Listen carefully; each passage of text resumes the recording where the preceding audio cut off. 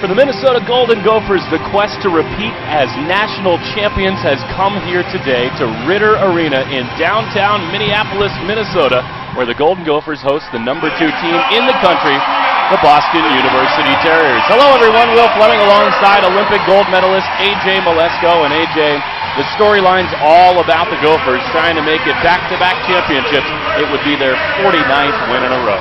Absolutely, and they're here at Ritter Arena, their home rink, where they have 26 straight wins.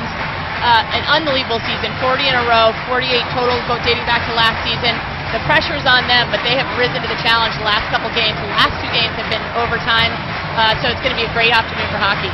Well, they have been a front-running team, these Golden Gophers, and yet stressful here in the NCAA tournament. Back-to-back overtime wins, 3-2 over North Dakota, and then in the semifinals, a dramatic 3-2 OT win over the Boston College Eagles. Yeah, you know, these two teams hadn't met each other throughout this season, although they know each other very, very well through international camps and things like that. But it was a great back-and-forth game, very, very fast-paced. There were some great plays by both the Boston College Eagles and the Minnesota Golden Gophers, and ultimately the Gophers came out on top in the overtime. That lethal power play for the Gophers, that'll be one of the keys here today. We saw Hannah Brandt tie it up on the power play, and then Cordham put the Gophers ahead, although an impressive response from Boston College. And, you know, we talked to Brad Frost earlier, and he didn't expect that. He said they don't usually give up. Once they get the lead in the third period, they very rarely, if ever, give it up. So they did. The Eagles forced the overtime period, and the goal was scored by their third line. So that's what's amazing, is that the coach has the confidence to put his second, third lines out there early on, only a minute and a half into overtime, and he was rewarded for it. Sarah Davis, a phenomenal job, the patience and the wherewithal. And then in the nightcap, A.J., Boston really got things going in record time quickly, and they did not look bad. No, and that last 5 games, they've gotten out on top early, and they've never relinquished that lead. Boston University is not here to just hand this title over. Everyone expects Minnesota to win, including all these maroon and gold faithful here, but you can see a very, very talented, very determined, very gritty Boston University team with stars like Isabel Menard, who scored that goal early in the second period. And so they have world-class talent on this team. They have a goaltender who's really come on strong the last couple of games in the season here, and of course, Janelle Kohanchuk with that unbelievable move to set up Catherine Miller for that goal. Brian DeRocha would love to see a lot of that open ice skating from these Terriers, and it was Kohanchuk and Paulin who were just off the charts good. And a breakaway goal, kind of the exclamation point for the Terriers. But a real key, Karen Sperry, the goaltender for the Terriers. She stood strong, 26 saves in the semifinal, but she figures to face her toughest test of the season here today. No question. There's so much firepower here on this Minnesota team. And you look at Sperry, she has been up and down all season, but in Hockey East last week on the Cape, or 2 weeks ago, she was unbelievable. So she's turned it on at the right time of the season. Speaking of goaltenders, we look at Nora Ratu, the netminder for Minnesota. She will be in net again, looking for her 41st win of the year. And here, what are the keys to the game today? For BU, we've talked about the last 5 games, they've gone up quickly and haven't looked back. So they really need to score first. Sperry needs to continue her winning ways, her standing up strong, and they really want to stay out of the box. They have a history of being a little undisciplined and taking penalties, and they can't afford to do that against Minnesota. Now on the other side, you're looking at the Golden Gophers. They have this huge winning streak to keep alive in front of all these people, so they need to go out there and play loose and play easy and have fun with it, not worry about that streak. They need to defend, as Brad Frost said, everywhere, not just in the defensive zone, but all over the ice. They're gap, they're back checking, and they need to continue getting production from all 3 lines.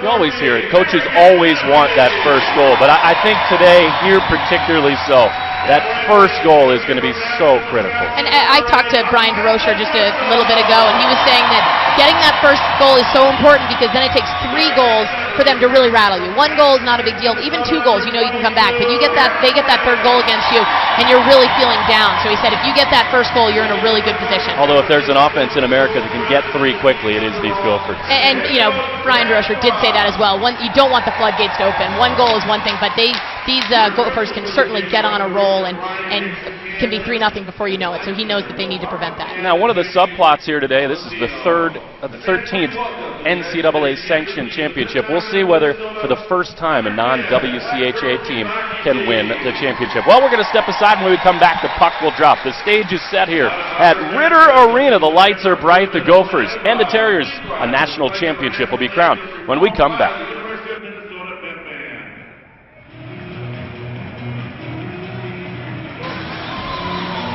packed to the gills, the moment that these Gopher fans have been waiting for all winter long. Minnesota hosts Boston University. The national championship in women's ice hockey is on the line. Will Fleming alongside A.J. Malesko. And A.J., let's have a quick look at the starting lineup. Well, for the BU Terriers, this is really their go-to line. Poulin has world-class talent. She's dangerous everywhere on the ice. And, of course, Cohan-Chan Lafour, great compliments to her. And they're going to have to go against a world-class goalie in Nora Ratu down at the other end. And they've got big names themselves. Patty Kazmaier Award winner from yesterday, Amanda Kessel. The puck has dropped on the 2013 National Championship. It gets chipped deep, and Kaylee Fratkin plays it around to her D partner, Catherine Miller. Here comes Poulin, and that dangerous top line for the Terriers. Lafour leads to Kahanchuk, but given right into the hands of Bailey Galanders, who will clear the Gopher zone. Boston trying to settle in here on the home sheet for Minnesota. They have been dominant here. Well, they've not lost anywhere, but particularly tough right here in Minneapolis. First line change as the Terriers look to clear the zone. It is tied up with Warren at the half board. She'll go behind the net there to Miller, who will, under some pressure from Kelly Terry, get it out past the blue line. It's going to be important for both coaches here to get their top three lines out there, get a shift on this ice, and as quick as possible, get those jitters out. Icing waved off as that one kicked off a shin pad and deep. National championship here. Minnesota looking to go back-to-back. They would be the fourth team to ever do so, and the Gophers would win their 49th game in a row in so doing. Terry with some speed, stopped at the red line by Jurin, and it's chipped all the way across for Lee Steckline, the freshman phenom. Any early surprises, AJ? Back and forth tempo. No real clear possession advantage early. No. Here is an early opportunity as Brosson breaks in, and that one is high off the blocker and into the netting. And we'll have our first face-off in the defensive zone, and that was an early chance there. That was an early chance, and you know, that's the sort of thing that BU cannot give up a lot. I mean, it's sort of an obvious thing to say, but letting them come in. Stoneberg steps up, and Stoneberg has been great. She's a sophomore. She's 5'11". She's big and she's strong. Can be a little undisciplined at times with regards to penalties, but they need to make sure that they don't give Minnesota those chances. This is Davis, Lawrence, and Brosson, that second line for the Gophers. Davis scored the huge goal in overtime that brought Minnesota here, and there is Karen Sperry with the catching glove. And AJ, don't you think that in this game, on this stage, that Sperry will want to do exactly what she just did? Don't take chances. When you get an opportunity to freeze the puck, just do so and have the face-off right in front. Absolutely, and you know, she's been great. As I said, I was talking to Hockey East Commissioner Joe Britannia before the game, and he said she was so fantastic in the championships. And she wasn't really tested on Friday, but tonight she will be. Here's Ulowoshua. No real traffic in front there, and again, Sperry takes no chances. And you know, she's going to have to cover up. Those Minnesota Gophers are going to be all over any rebounds that she gives up, and we saw that Friday night. Boyles didn't give up many rebounds, and we know that Ratu does not either. And so Sperry, you know, that she's going to have to make sure she focuses on that, and those last two shots, she's done a great job. Here's Terry, Cordum, and Bona out there for Minnesota, and here is Kelly Terry. Terry is quite familiar with the top line of Boston University, being from Ontario herself. She's played in a lot of development camps with those top three.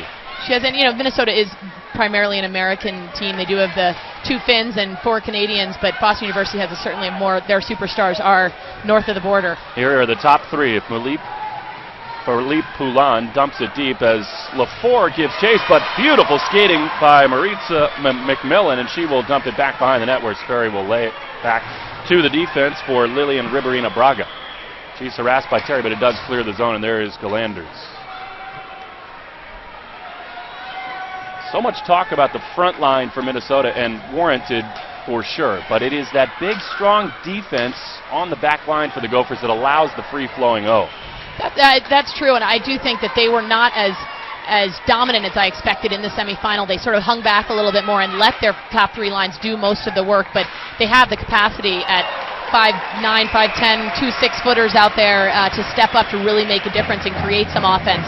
But as I said, on Friday night against Boston College, it certainly was more the second and third lines for Minnesota that made the big difference. We talked to Brad Frost before the game here, and he said that they're going to try to get pucks on the net and see how Sperry responds. They have done that. I mean, they are firing it from deep, but to this point, Sperry has been up to the task. She has, and BU needs to get down to the other end and do that early on. We're 3 minutes in, so it's still early on, but their 13-second goal in last Friday night was something that they want to try to repeat.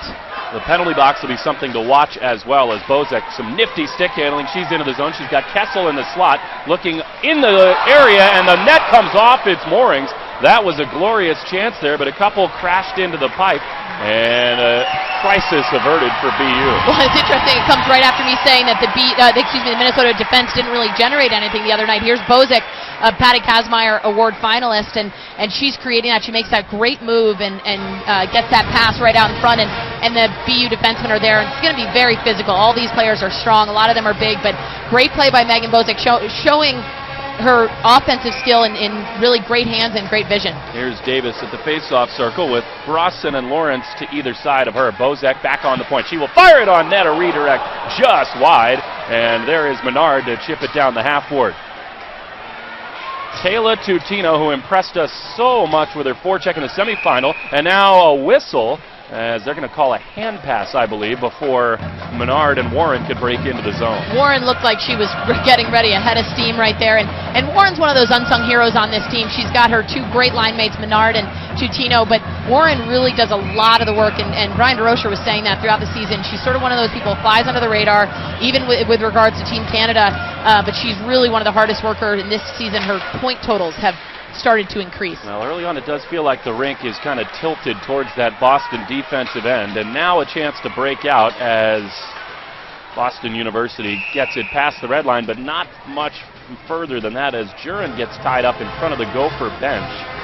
But against Mercyhurst, they started quickly, the goal 13 seconds in, but it wasn't just that. They had a lot of the puck and a lot of open ice to operate with. We've just not seen that here in the first 3 minutes and change. Well, you can see right there, Brad Frost uses his advantage of having the last change, and he puts his top line out there against this third line for BU. See what he can generate early on in this period. Jill Cardell, the senior captain, will center a couple of freshmen, but now Poulin quickly over the bench. And there she is on the far side, chasing after the puck. Kahanchuk has it. She'll chip it deep and go to the races. Ramsey, she comes from hockey royalty, behind the net, and there is Kahanchuk spinning away, and LaFour in front, and instead, from a sharp angle, Kahanchuk right into the catching glove of Ratu. Well, one of the differences between these two teams, BU is going to be very, very aggressive, especially with this top line that's out there right now, but they don't really pinch their defense down as much, so I think Minnesota knows, even though they're not very familiar with each other, Minnesota knows that they're going to come hard, 1 and 2 people, but that they may have some open ice sort of higher in the zone. Hops over the stick of Campbell, Caroline Campbell, the sophomore right blue liner, and a scrum at the red line, and that will find its way onto the stick of Rachel Bana, the lefty. Meets her match number 15, Riverina Braga, and there's a poke check onto the stick of Kahanchuk. This is trouble as Boston University has some room. Poulin, 1-on-3, she will spin back as the first line for the Terriers goes for a change. LaFour, a little pressure on the forecheck, and there's Poulin, intercepts at the blue line and dumps it deep. She'll head to the bench. End of the shift there for Poulin, but if she had any gas in the tank, that would have been a dangerous play. Just brilliant skating and stick handling from both she and Kahanchuk in that semifinal. Poulin, no stranger to the big stage, as Tutino, that forecheck, she is down behind the goal line, harassed there by Yeloshua, and the Terriers try to keep in, and they will. Stoneberg, the lefty, working between a couple of Gophers, and it hops onto the stick of Terry. Terry is tugged down, no call, much to the fans' chagrin. No call, and that's the sort of thing, I'm surprised they didn't call that, but that's the sort of thing BU's going to have to be very, very careful with. That would not have been a good penalty to take. Warren ahead of steam, looking to the crease, she fires a puck through, and that one is Doyle putting it on to the blocker of Ratu. Easily steered away, but Doyle again at the point, puts it towards the crease, but it is taken away by Bozek. Good possession by BU, but really not creating anything very dangerous. Here Galanders looking, teeing one up at the point, and that one is stolen by LaFour. She's got a chance on a breakaway. The lefty, LaFour, and Ratu, blocker save! Nora Ratu stands tall as LaFour had a glorious chance to put the Terriers in front. When you're going against somebody like Ratu, again, I'm not down there. It's easy to see from up here, but it looked like she should have maybe put a move and got a deke. She did have hot pursuit there of Minnesota Gopher coming down hard on her, so it's good that she got a shot. She almost had a chance on the rebound. Here's Poulin, and some possession now for the Terriers. LaFour puts it back on net, but gobbled up there by Ratu. Two great opportunities by the Terriers, and a good wake-up here for Minnesota. Ratu, of course, up to the challenge, which is not a big surprise, but LaFleur coming in and left shot, trying to go stick side there, and right there it looked to me like she had an opportunity to bang home the rebound, too, and just try to get it back on net, and she curled off on her backhand. Here is the Davis line for the Gophers. The face-off circle will be so important. Davis wins the face-off here. In the semifinals, Sarah won 6 of 10. As it is steered clear by the freshman Lee Steckline. Lawrence goes far side, finds her line mate Bethany Brosson, but that one is off the pants of the defense and cleared by Boston University. Bodies flying in the neutral zone. A lot of contact there. A handoff for Brosson. She will go to the far board. Lawrence moves into the slot area as they fight for it behind the BU net. Verena Braga looking for Jurin. She chips it, but not past the huge defenseman, Rachel Ramsey, son of the former 4-time All-Star and great blue liner in his own right, Mike Ramsey.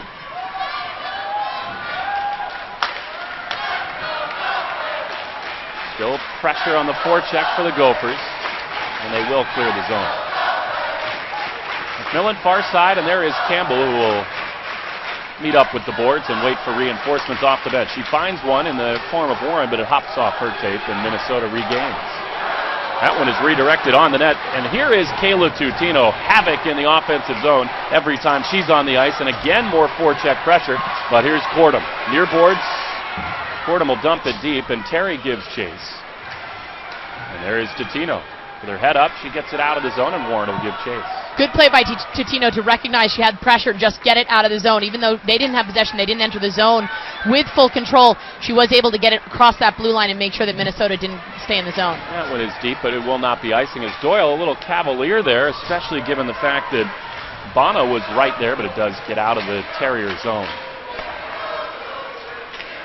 Off of Stoneberg's stick, 8 minutes underway and no goals here, although we have just witnessed a glorious Terrier opportunity. Here with some speed is Kahanchuk. Man, can she skate. On the far board, she stops, looks into the crease area where Poulin was waiting. A deflection goes wide. Now Fratkin trying to deny Bozek. The defenseman into the offensive zone, and that one is going to be whistled dead. Bozek had the puck heading towards Sperry's net, and again, feels like that net just can't stay on its mooring. I know, we had the same thing on Friday night at that end, but a good recognition there, Bozek. She had so much open space right in between the defensemen, and she bodies go to the net. You can see Fratkin with her arms up, but what was so great about that play by Bozek is the recognition, but also the keep going to the net, be aggressive, and you could see the Gophers put their hands in there, celebrating as if it was a goal, although none of the crowd did, so you knew it wasn't they weren't going to sell it. Bozek, one of 3 finalists for the Patty Kazmaier, which was handed out yesterday afternoon. Won by Amanda Kessel. Shot blocked by Poulin off the blade of Bozek. You and I were talking, no big surprise that award went to Kessel, the nation's leading scorer, but there were 3 very worthy recipients, and as Brad Frost said, there were 3 right answers. Menifee's drive saved. Calanders from the point. That one is deflected. It did not get through, and Poulin will chip it out of the zone. More pressure coming from the Gophers as Bozek carries in. She will backhand it off the glove. A juicy rebound under the pads and out of the area for Sperry. She can't get her stick, but the Terriers have the puck. 2-on-2 as Woodworth and Jurin join the play. It is chipped in right in front of the net, and Ratu did not see that puck, but it was cleared away. Yeah, and Ratu does a very good job of tracking that puck. She stays in her body position all the time, but she didn't see that. There's Lawrence, and now Davis in the slot. She scored that beautiful game winner in OT, and now a chance to clear for Woodward. She dives. This third line has been out there for a while, and now a late whistle and a delayed offside on the Gophers. Great opportunities for the Gophers, and Sperry has really done a great job. We talked a little bit about her being hot and cold this season, but she looks very, very confident in net right now, and I think her defense has a lot of confidence in her too. The way that they're playing, they're stepping up, and they're really challenging the women wearing the yellow jerseys. I've seen it from Bozek, but don't you think that the Gopher D is really pushing the pace and joining the play as much as we've seen them? Absolutely, more so than Friday night, I think. And I think that maybe they are expecting a little bit less speed than they were expecting against Boston College with this BU team, but certainly with Megan Bozek. She's jumped in. I think she's already had 2 very dangerous rushes. There's Tatino on the far board. It clips off her skate, and Bonna gives chase, but it will get out into the neutral zone. There's Cordum. The lefty will lose possession, and there is Kayla Tutino looking for Warren. A little sloppy back and forth here. McMillan dumps it deep. Far side, Doyle will clear the zone. That could be icing if it goes far enough, and it will. And that'll come all the way back down. And BU's looking a little bit tired right now, trying to get that puck out. And I'm actually surprised they called that icing. It looked like it had hit a couple players, or could have hit a couple players. But this BU team right now, this line that's out here, the second line, they're so effective and they're so fast. But I'm sure they're going to want to chip this puck out of the zone and get a change. And it is a capacity crowd here at Ritter Arena. This just spectacular facility, the home of the Lady Gophers, and that one is chipped behind the net. Pressure being applied there on the offensive end by Bono. And we will see our first penalty of the day as Frackton, who has a tendency to go to the penalty box, takes her first here today. She does. She and LaFleur and Stoneberg lead the team in penalties for the Terriers, and this is a good call by this ref. You really want to see these teams play 5-on-5, but it's that's a dangerous play. You see that if you're a defenseman or you're the defending team and you see the other team's numbers, you got to make sure that you put on the brakes and don't do that. But between Fracken, Stoneberg, two defensemen, they play big and tough. This is not what Coach DeRocher wanted to see in the first period, or at least the first half here. This is the best power play in the country and looking to set an NCAA record. They converted on 32% of their power plays. Miller going to try to clear it all the way down. She will not. Bozak keeps it in. There's Hannah Brandt on the far board setting up Kessel, who's kind of the captain of the power play. Backhanded to the blue line by Miller, but Bozak keeps in. Dangerous here. Bozak fires, and Poulin is down. She blocked that shot, and she is hurt. On the far side, Kessel has it. Room here. Brandt looking inside, and it hops over the stick of McMillan, who had a wide open net. Poulin stays down, and this will be whistled dead, and that is potentially a huge development in this game. That is absolutely a huge development, and I've seen Mary Poulin play a lot, and she is a tough kid. That shot looks like it takes right off her knee, where maybe her knee between her shin guard and her pants. She's a tough kid. She dives. She used her body. We were even commenting how she played the last couple minutes of the game against Mercyhurst on Friday night, when we thought maybe DeRocher would have sat her for injury, and she does not. This is not looking good for BU. Hopefully it's one of those things that can be a bruise that she can shake off. Again, she's pretty tough. The adrenaline might get her through, but the fact that she didn't even stand up and allowed Minnesota back to that play right afterwards, though, McMillan, back door there, she had a unbelievable opportunity, and that puck just skipped right over her stick. So Cardella comes on to man the PK as Tutino wins the faceoff. Stoneberg has it. She will try to clear and will not. McMillan goes far side to Bozak as they set up the PP again. Great play there by Cardella to break up the possession. And that little break they had with Poulin on the ice gave this first power play unit a chance to keep their legs and refresh. Speaking of legs, Kessel is not 100%. She feeds the slot for Brandt, and that one hops over her stick on her chest. Tutino tries to lob it out but cannot clear the zone. A minute left in the power play. Nifty move by Bozak. Slap shot into the crease it goes. Bozak cannot find it, and Hannah Brandt had a great chance at a scrum in front of the net. You don't see Hannah Brandt miss very many of those. She is unbelievable in front of the net. She's got great hands. She had that first goal of theirs on a tip in front of the net Friday night. Megan Bozak again showing why she is a top 3 finalist for the Patty Kazmaier Award and playing for Team USA on the World Championship. But she does a great job. You can see the tussle in front, especially you have Stoneberg in there. She's definitely one that will mix it up in front of Sperry. A great sign for the Terriers. Poulin is back on the bench and on both feet, putting weight on that right leg. That's good for her and frankly great for this game. The power play continues, 48 seconds left. On the near side boards, there's Sarah Davis. Ramsey, one-timer, Yoshua scores! Mira Yeloshua, the senior defenseman, fires one home, and the Gophers have that all-important first goal. That is a very important goal. Their power play, they have so much confidence in their power play. It felt like it was only a matter of time. They had such good possession. The interesting thing about this goal is the last couple opportunities they had, there was so much mess in front of Sperry. That was a pretty direct shot on Sperry. She was coming across the crease, so it looked like it was a little more challenging. But it was much more spread out than the last couple opportunities, and it was just a straight-on shot. Yeloshua is 6 feet tall, has a really heavy shot, and just slipped right through past Perry. Now this place has been turbocharged now as Kahanchuk, and there is Poulin. You can see her, though, favoring that right leg. She is not skating the way we have seen her throughout this weekend. We'll hope that she is okay. 1-0 Gophers, and look out now. The floodgates may be about to open as these Gophers feed off this electric crowd. It is played in front by Steckline, but intercepted there by the Terriers and Shannon Stoneberg. Are you trying to hold on here and stay in this thing? Yeah, absolutely. I think that right now this is a critical. We talked about that first goal. Brad Frost even said he doesn't want to put pressure on his team and saying they have to get the first goal, because what if they don't? But here they are with the lead, and they want these floodgates to open. And on the flip side right now, I think BU needs to settle down a little bit. They need to get their opportunities. They need to get possession in the offensive zone, get it out of their defensive zone. But they shouldn't panic yet. Top line still out there. This will be another face-off in the offensive zone for Brandt, Kessel, and Menifee, who is on the goal side. But instead, a face-off win as Miller will backhand it to Fratkin.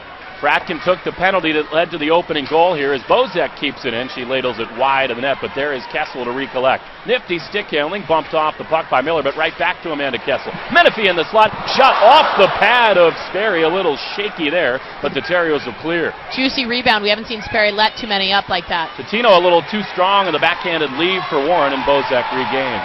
You talk about Fratkin's penalty, and there's good penalties, there's bad penalties. That, to me, early on, it was in the defensive zone, but still, that was an unnecessary penalty. Bozek has had a ton of the puck. Here she is spinning behind the net, looking in front. She'll instead leave it behind for Lawrence, and then there is Sarah Davis. Rawson in the slot area, but they cannot find her. A fight for it on the near boards. And the Terriers will dump it all the way down. No icing, as Ratu will set it up for McMillan, with Jurin giving chase. And here you go. You got the third line here, third line of both teams out battling. Cardella out to the point. Campbell, a slap shot blocked by Brosson. She'll try to clear the zone, cannot, as McMillan is there. Jurin looking into the slot where Russo waits. And again, those two freshmen around Cardella, a little offensive pressure there from the Terriers' third line. And they will force an icing, and we'll see now if Brian DeRocher tries to get his top line out there for this big face-off. Which he does. You see them coming out. They've got a big face-off here, and they just had a good opportunity, but we saw this a little bit on Friday night with somebody like Ratu. She's going to get those shots all day long that are straight on with no traffic in front of her. The only way that they really are going to be able to score on her is get chaos in front of her and make her move. Face-off win cleanly to LaFour, but right into the chest of Ratu. And, Minnesota's doing a good job blocking Kohanchuk out right there. Poulin wins that clearly back to LaFour, but Kohanchuk has to fight through that, get on that, make sure that she's trying to screen or get any rebound, which of course there wasn't. Ratu was very good at shots that come right at her gut. And now Brad Frost will bring Kelly Terry's line to match the Poulin firepower as Ratu ladles it around. Kohanchuk is right there. She will play a little game of catch with Poulin, who will race behind the net, and there is Terry. The two Canadian nationals as Kohanchuk hands off to Poulin. Skating well there, goes to the point. Stoneberg with traffic in front, fires a wrist shot off the left shin pad of Ramsey there, and Kohanchuk has it. Poulin finds LaFour, who has it steered wide just off the stick of Ratu. What a find by Poulin. I think LaFour was as surprised as anybody. Good offensive pressure, but there comes Steckline and the Gophers out of the zone. Long maintained possession there for the Terriers. Ramsey, a skip pass out front. There goes Rachel Bonner, a chip wide of the net, and Stoneberg will recollect.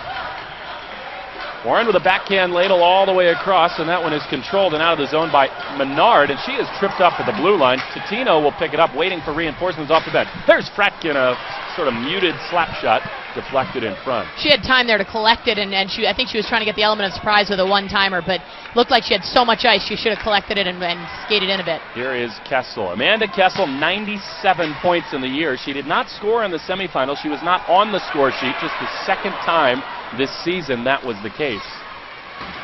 Kazmaier Award winner yesterday as Warren trying to get it out of the zone. She will do so and then bats it with a high stick, but Minnesota possesses. Kessel backhands it into the zone right to Fratkin. We talked to Brad Frost, and he, for really the first time publicly yesterday, after that Kazmaier, admitted that Kessel's just not going at full strength. Yeah, and I think a lot of people knew that, and there have been a lot of injuries through her career here as a Gopher.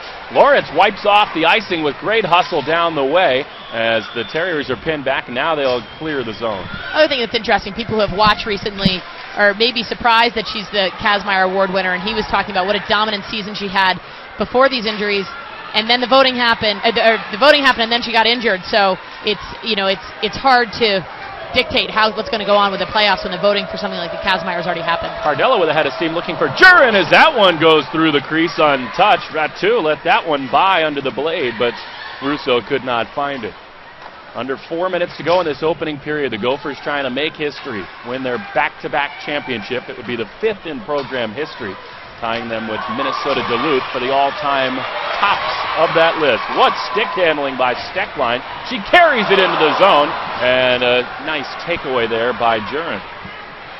LaFour with some speed, 1-on-3. She will have it chipped away there by Ramsey. We were not expecting that kind of offensive ability from Steckline on the blue line. No, not at all. She's one of those players that according to Brad Frost is.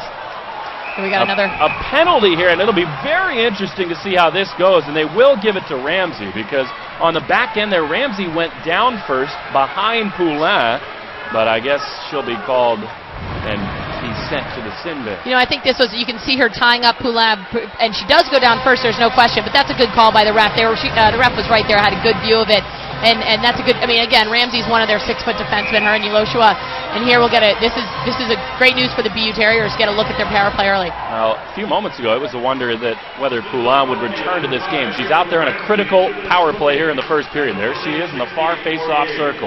Playing catch with Doyle, here's Cardella. They work the box through the Gophers, a semi-aggressive penalty kill.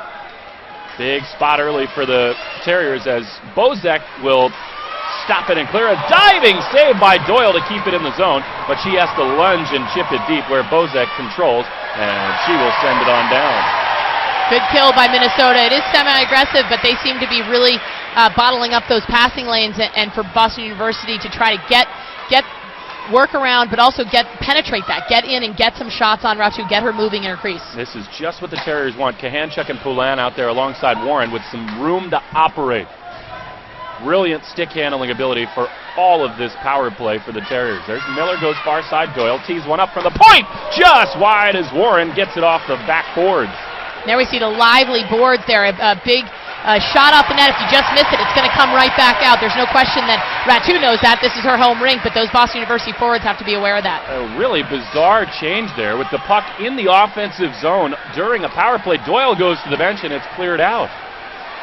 Menard carries in and a delayed offside. I think that there was a pass back to the point with no awareness at that point it was going for the change, and that's a big miscommunication for BU. Right now they have they're more than halfway through the power play and haven't really generated any offense at all. In your second Olympic Games you played on the blue line. Is that something you would often do during a power play, go to the bench for a change? The rest of the unit had changed, so I think that they were looking for it, but that's the really tough change. It's that right defense for BU trying to get all the way over, but I think in that situation whoever's playing that left point has to slide over because that's an easy outlet pass, and if you don't have that outlet, it can be dangerous.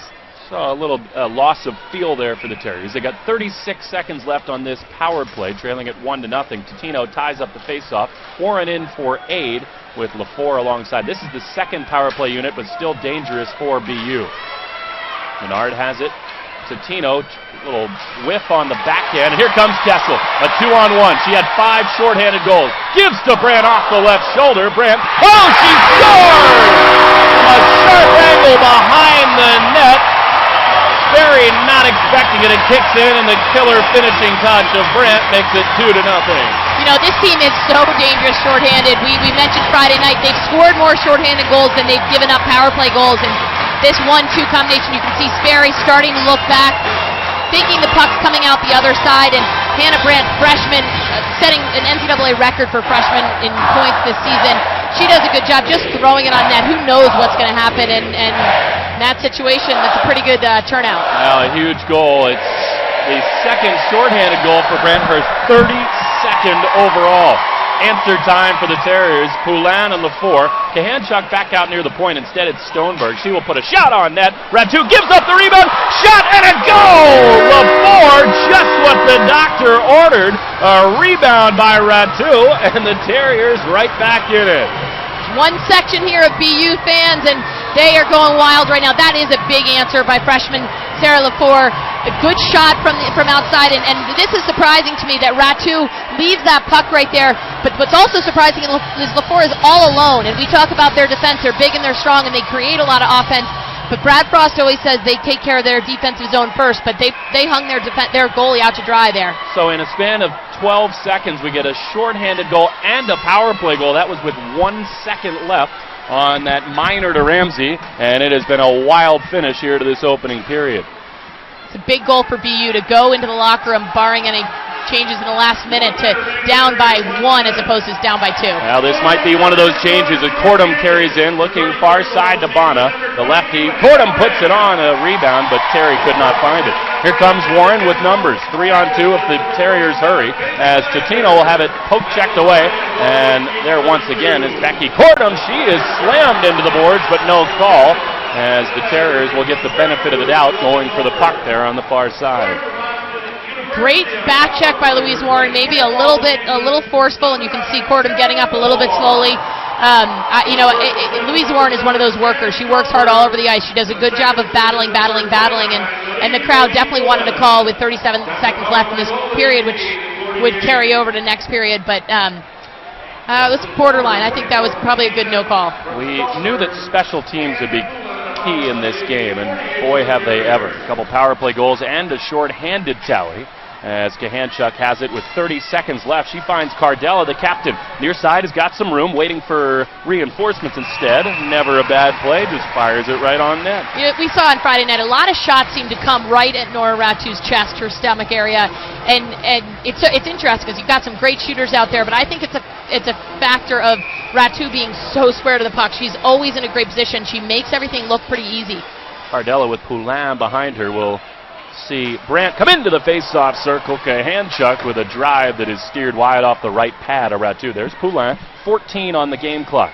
In the far corner, goes to the top to Miller. Miller winds up, a redirect by Cardella, just wide, as Davis controls. 5 seconds in the period. Gophers, Ramsey gives it to Bozek, far side. 1 second, and that will end what has been a wild first period. Took a while to get it cooking, but once it did, it was a sizzler. The Gophers, looking to repeat as national champions, get a 2-0 lead, but 10 seconds later, Boston answers back with a power play goal. After a period here in Minneapolis, the Minnesota Golden Gophers lead the Boston University Terriers. After 1, it is 2-1 Minnesota. Don't kid with COVID. M Health Fairview wants you to know that what you do today will affect your family and our community tomorrow. Did you know that unchecked, COVID-19 can have a multiplier effect? On average, someone who has the virus is likely to spread it to 2 more people. In no time, those 3 become 15. 15 could jump to over 60 and so on. Wash your hands, avoid big groups, stay home, don't go out. We've all got to do our part. Don't kid with COVID. Preparedness is key, but overbuying cleaning and health supplies puts others at risk. Please don't buy more than you need. What you do today will affect your family and our community tomorrow. The Gophers back to the ice, much to the delight of this jam-packed Ritter Arena. They are on their feet, and they have not seen a loss this year, and what a remarkable home ice advantage this has been. All time at home, 244, 34, and 19 for these Gophers. Even better than that inside this Ritter Arena, and they have won them all this year. You can see them look at.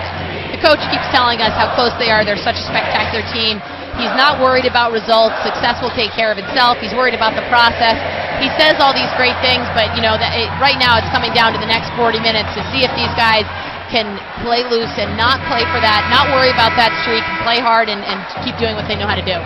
They are such a finely tuned machine and so impressive, and they just seem to be able to score when they need to as LaFour dips it deep. But you'd have to think that there is the weight of the world on their gold shoulders, as a chance here early in the second. Kahanchuk, a high lob, but it is saved by Ratu as Poulin fires it through the crease. It will not be kept in by the defense and Kaylee Pratkin. Big opportunity for BU.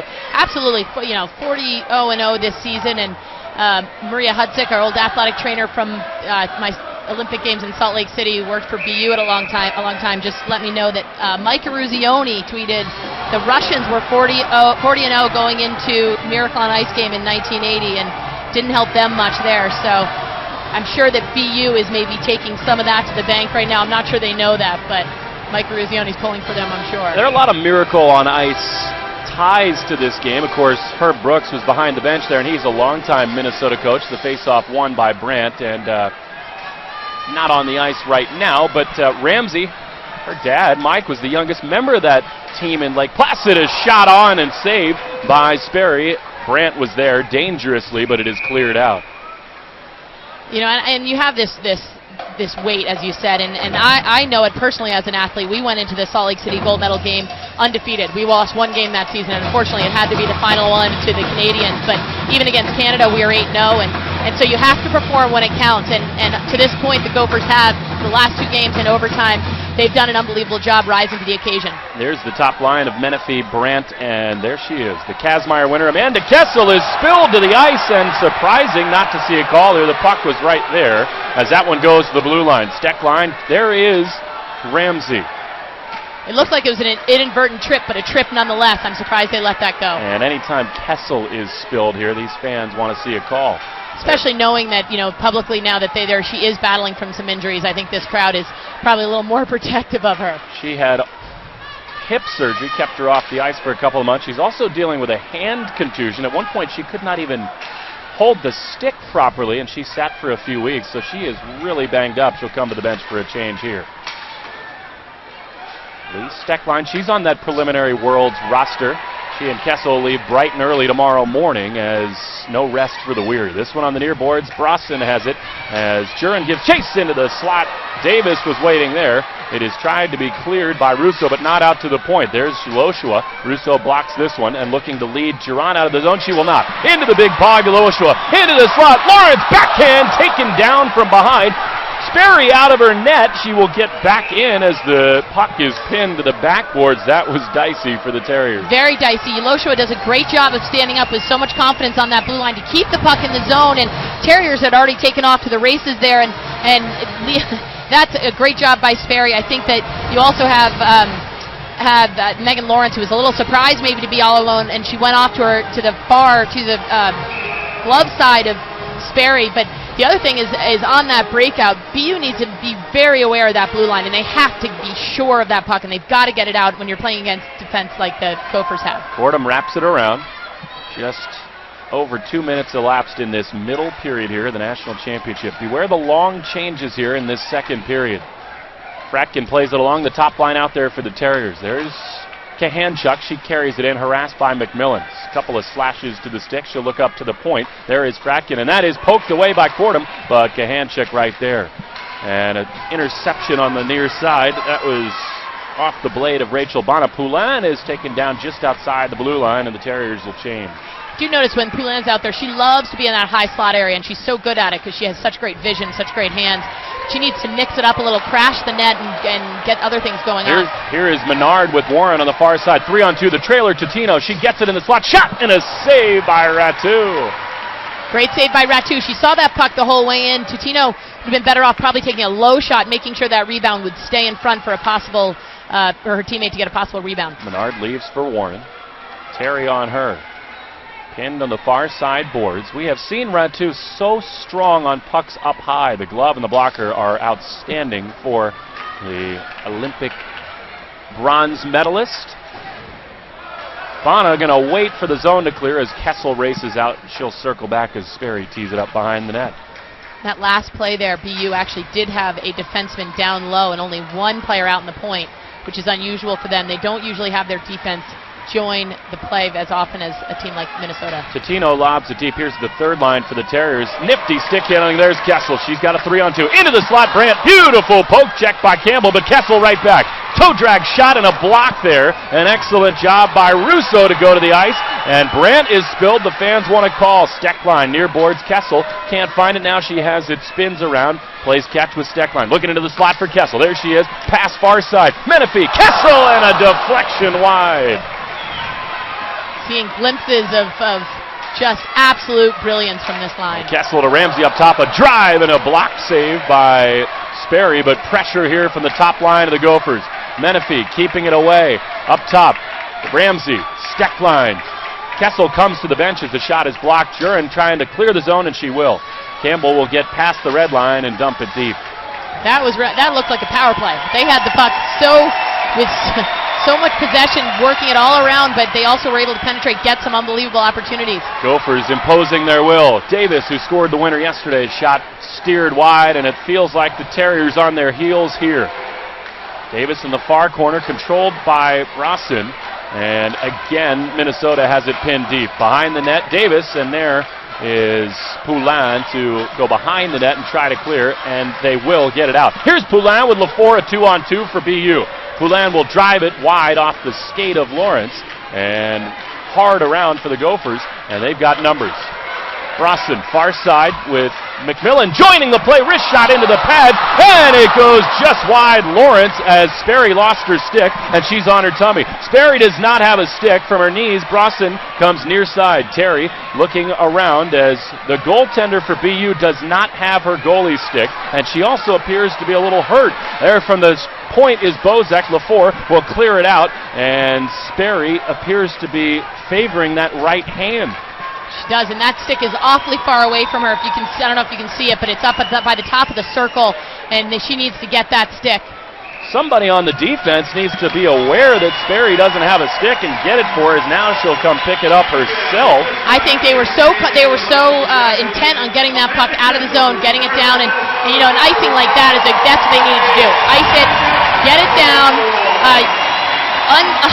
Look at her sprawled out. That's a great play by Megan Lawrence. And remember, this is their second, third line. This is not even their top line right there who generated all those scary chances. Gophers coming in waves. They are applying pressure here. Trouble time for the Terriers. Menard has it, and that shot is never going to get by Nora Ratu.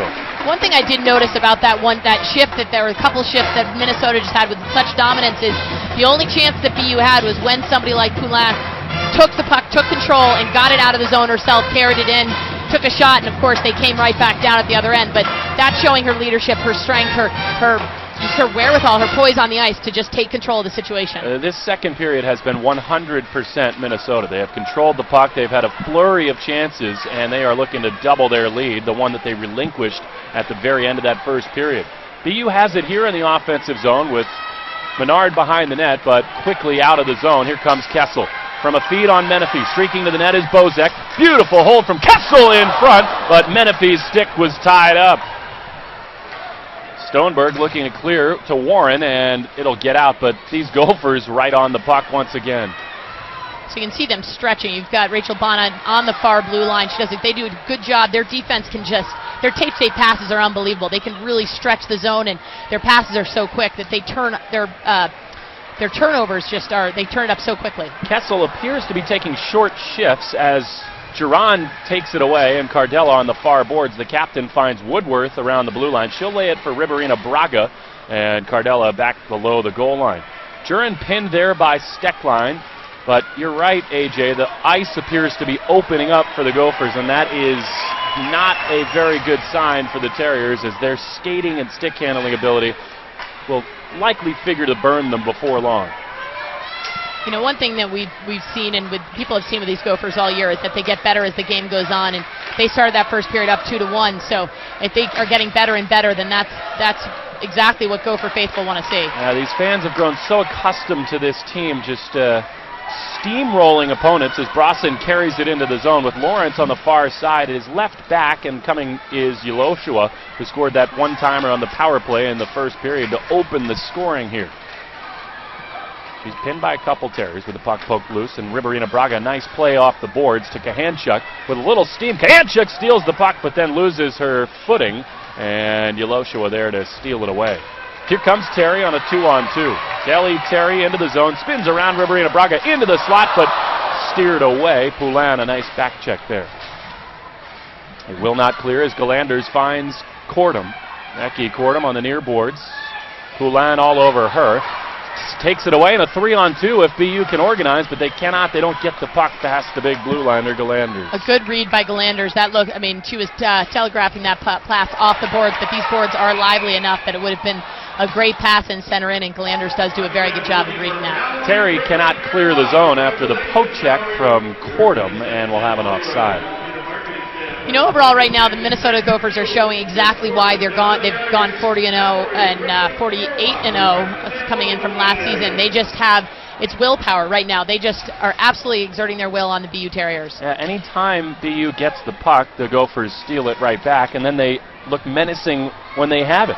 You can even see now Kessel is up on the other side of the red line, and she's there. And when here she is, and just offside. She didn't think so. I think Brandt was trying to drag the skate to stay this side of the blue line, but could not. Well, you can see, I mean, she likes to get that puck. They like, the whole team, they like to enter the puck with possession, with speed, and Kessel particularly. You can see her, that is a good call. There were two of them coming, but that skate was on the blue line. It has to be outside the blue line. As Brandt will lose the faceoff here to Totino. This has been the matchup for BU to try to neutralize the top scorers for Minnesota, Totino, Warren, and Menard. They were impressive in the semifinal win over Mercyhurst. They have not had as much of the puck here in the final against Minnesota. Brandt, so strong on the puck. There's Kessel, and excellent work there on the defensive side from Catherine Miller, but the Gophers control the puck again as Kessel is spun down. Totino on the near boards tries to break out under pressure from the blue line. As Brooke Garzone on the ice for the first time, pinches down, and she will carry it into the zone. Garzone finds Kessel in the slot, stick handling, Brandt just wide, and Hannah Brandt is down and injured. Bozak slap shot wide off the boards, and Brandt is going to, without her stick, skate to the Gophers bench. Errant pass, and here come the Gophers once again. Stick line, stick handling through the neutral zone. What a look by Amanda Kessel, though. She was in that sweet spot right there. I thought she was going to fire it. She dished it off to Hannah Brandt. I was sure that was a goal. Fratkin is spilled, and the Terriers are on their heels here in this second period. They are. You know, they need to settle down a little in their defensive zone. I know it's easy to say that from up here, but there was a chance just a minute or two ago that Fratkin made an errant pass across the mouth of the goal, and they're slapping at the puck a little bit. They need to make sure that those pucks are stick to stick. Keep possession when they have it. Giving up possession is just going to kill them against a team like this. Shannon Doyle and Shannon Stoneberg, the defensive pair here. It is finally in the Minnesota defensive zone as Doyle will keep it in, but right to Steck line. Setting up Davis, the centerman, who will go far side to her line mate, Becky Cordum. Right there, that's an example of what I'm talking about. Stoneberg takes puck and flips it, and she's got to take control of that puck, be sure about it, and get a good pass, not a flip, just flipping the puck around. It almost feels like not a matter of if that third goal comes for the Gophers, but when at this point. It's lobbed high over the top. Here is Stoneberg with a lot of pressure from Terry, and Terry gets there, and BU still facing a ton of pressure in the D side. They need to make sure right here, a situation like this, get that puck out over that blue line and try to exert their will a little bit on that. Make sure that the Gophers have to tag up. I know it's easier said than done against a team that is so powerful. They do not get it out, and here comes the Kessel line, and they do finally clear. Here's Poulin. Poulin with Kahanchuk in open ice on the near side. Marie-Philippe Poulin spins to the boards under the stick of McMillan.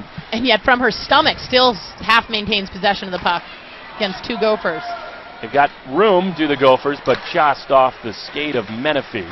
It's still in the Gopher zone, but now cleared. Deloshua going to try to pound it back around. Top line still out there for the Gophers.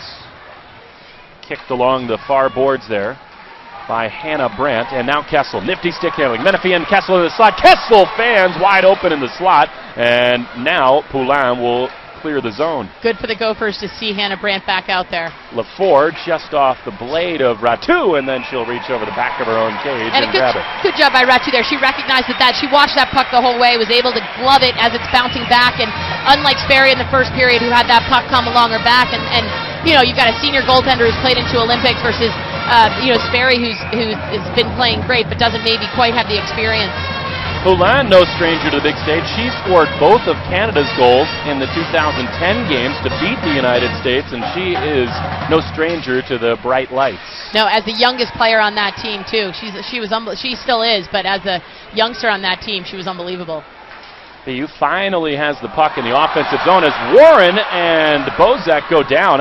There's a chance on the far side from the point, as it is fired on net by Fratkin, but steered easily away. But a good low shot by Fratkin there. Again, they need to get a little traffic in front of Ratu, but good job getting that puck through. Kick save away by Sperry. Gophers continue to apply pressure. Davis and Brosson on the near side as Menard tries to get out of the zone. Far side, Fratkin.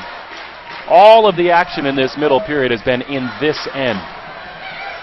There's Menard. She'll chip it along the half boards, but Ramsey right there to gobble it up. Steckline beautifully stick handles in.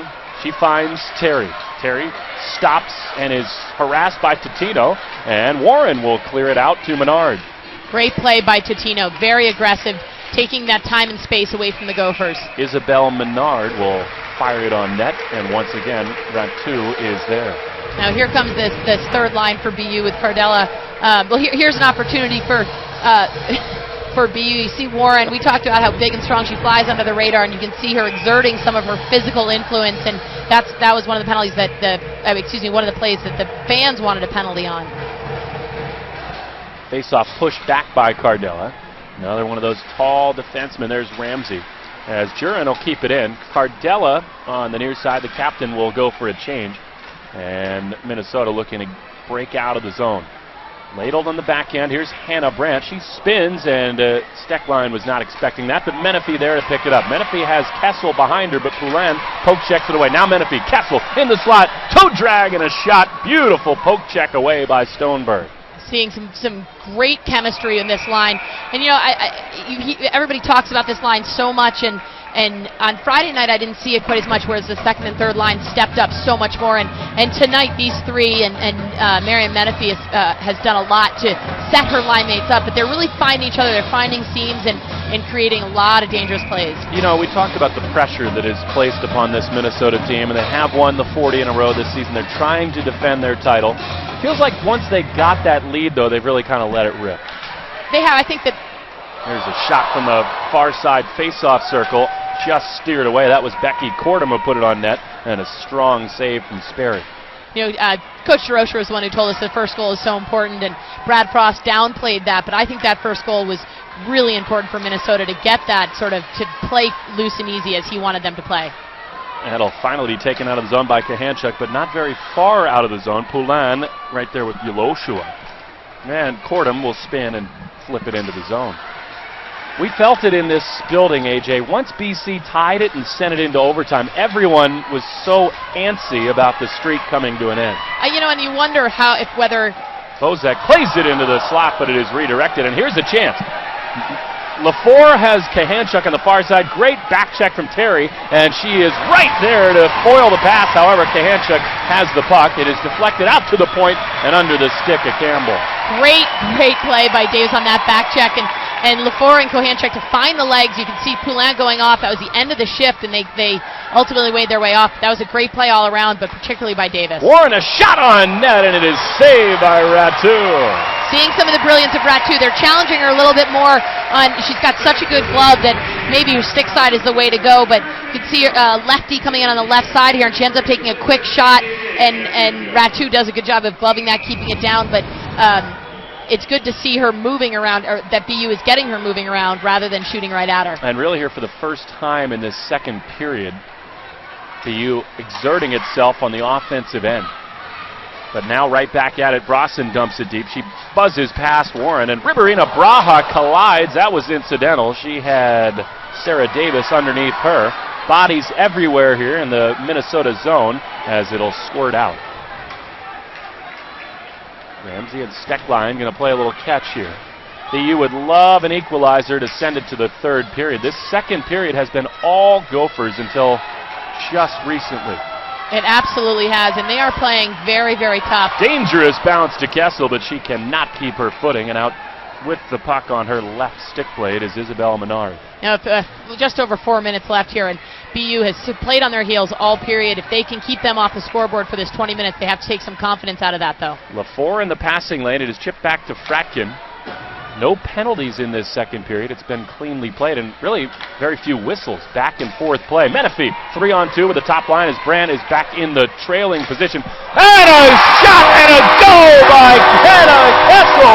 Her 99th point of the year, and it's 3-1 Gophers. This line has been unbelievable. You can see that she keeping her off the scoreboard, the score sheet rather, on Friday night was an unbelievable feat, but look at this, just fires that puck, and she even has a defender coming at her, but she just closed her eyes and shot, and you know what, when you've got that much confidence, that much power, that much. She's not even that big, but she just generates a lot of power. She's got unbelievable timing and also, of course, a great setup. Yeah, Amanda Kessel, that is unbelievable stuff from her. To the top corner on the one-timer, a rocket, and really Sperry had no chance there. I'm not sure she saw it coming in either. There was a defenseman, and you can see it right here. Menifee sets her up, and Brandt's there too. So had that rebound come out, having somebody like Brandt in front, that would have been a 1-2 punch, but no need for it as Kessel's shot went in. 45th goal of the year, and her next point will be her 100th. Of course, this the final game of this season, and you keep looking at that replay, and just a rocket off her blade. So BU gives up that third goal here after a little pressure with 3:40 to go. A shot put on there by Lafort. It comes all the way around. There is Poulin. See if the Terriers can answer back like they did in the first, but Kahanchuk denied on the doorstep. Oh, that is unbelievable by Nora Ratu right there. Kahanchuk maybe needed to redirect it a little bit closer to the post, but I mean at that point that puck is fired at you from Poulin. We have a penalty coming up right here, but Ratu comes across. That you see the way she goes post to post, and it's really unbelievable. She's not that big, but she's in a full split there coming in. Kohanchuk, I'm not sure she quite believes it either, that she doesn't have that have the back of the net. They're going to send Galanders to the penalty box here, so a real important power play upcoming for BU with 3:23 to go in this second period, and it looked like maybe that caught the back left leg of Ratu diving across the crease. You know, and getting a goal here would be really nice. I think more important is to make sure they're aware they do not give up a shorthanded goal. Here is Fratkin on top of the point with Menard. She'll try from the blue line, and it's deflected away by Steckline and then cleared all the way out by Brandt. This is the danger with both Kessel and Brandt, the two leading goal scorers on the penalty kill unit for the Gophers. And they are so dangerous. We saw that in the first period. Fratkin carries it behind the net as these fans start to smell a championship here, winding down in the second period in a 2-goal Gopher lead. It is frozen beneath Fratkin on the far boards, and that's interesting in the offensive zone on your power play to freeze it beneath you. And absolutely it is. It shows a little panic, I think, from BU right now. They know this is a golden opportunity for them to pull within one, like they did at the end of the first period as well, to make sure that they go into that locker room with just a 1-goal deficit. Now, for them to move this puck around, the Minnesota Gophers are collapsing a little bit in front of Ratu, so it gives them an opportunity, if that puck can get through, to get maybe a screen shot, but they're blocking so many of the shots, they're not even getting to Ratu. 1:15 on the power play. Doyle will chip it just inside the zone. Kahanchuk giving chase. Chilosha was going to try to spin it all the way around, but it will hop over onto the stick of Davis, and Cardella cannot keep it in. On the far side, there is Fordham, and she is saved by Sperry. Another glorious shorthanded chance, and Sperry may have just saved the game. And look where Sperry's sitting, out by the bottom of that circle there. She came way out of her crease. She knew that she had a little bit of help, but good job by Cordum, and then Sperry sees that puck and covers it down. She looked a little slow to cover it, even though she saw it, but very aggressive and very confident play by Karen Sperry. Well, they are coming in waves, are the Gophers, like a mighty freight train. You can feel all the momentum on Minnesota's side, and a 2-goal lead to boot. Poulin, still 44 on the power play. It has not felt much like a Terrier power play here.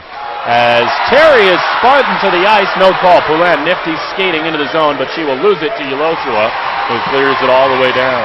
Seeing a little frustration from Poulin from her body language. And now a chance for Terry, who is steered off the puck by Cardella. She came into the crease.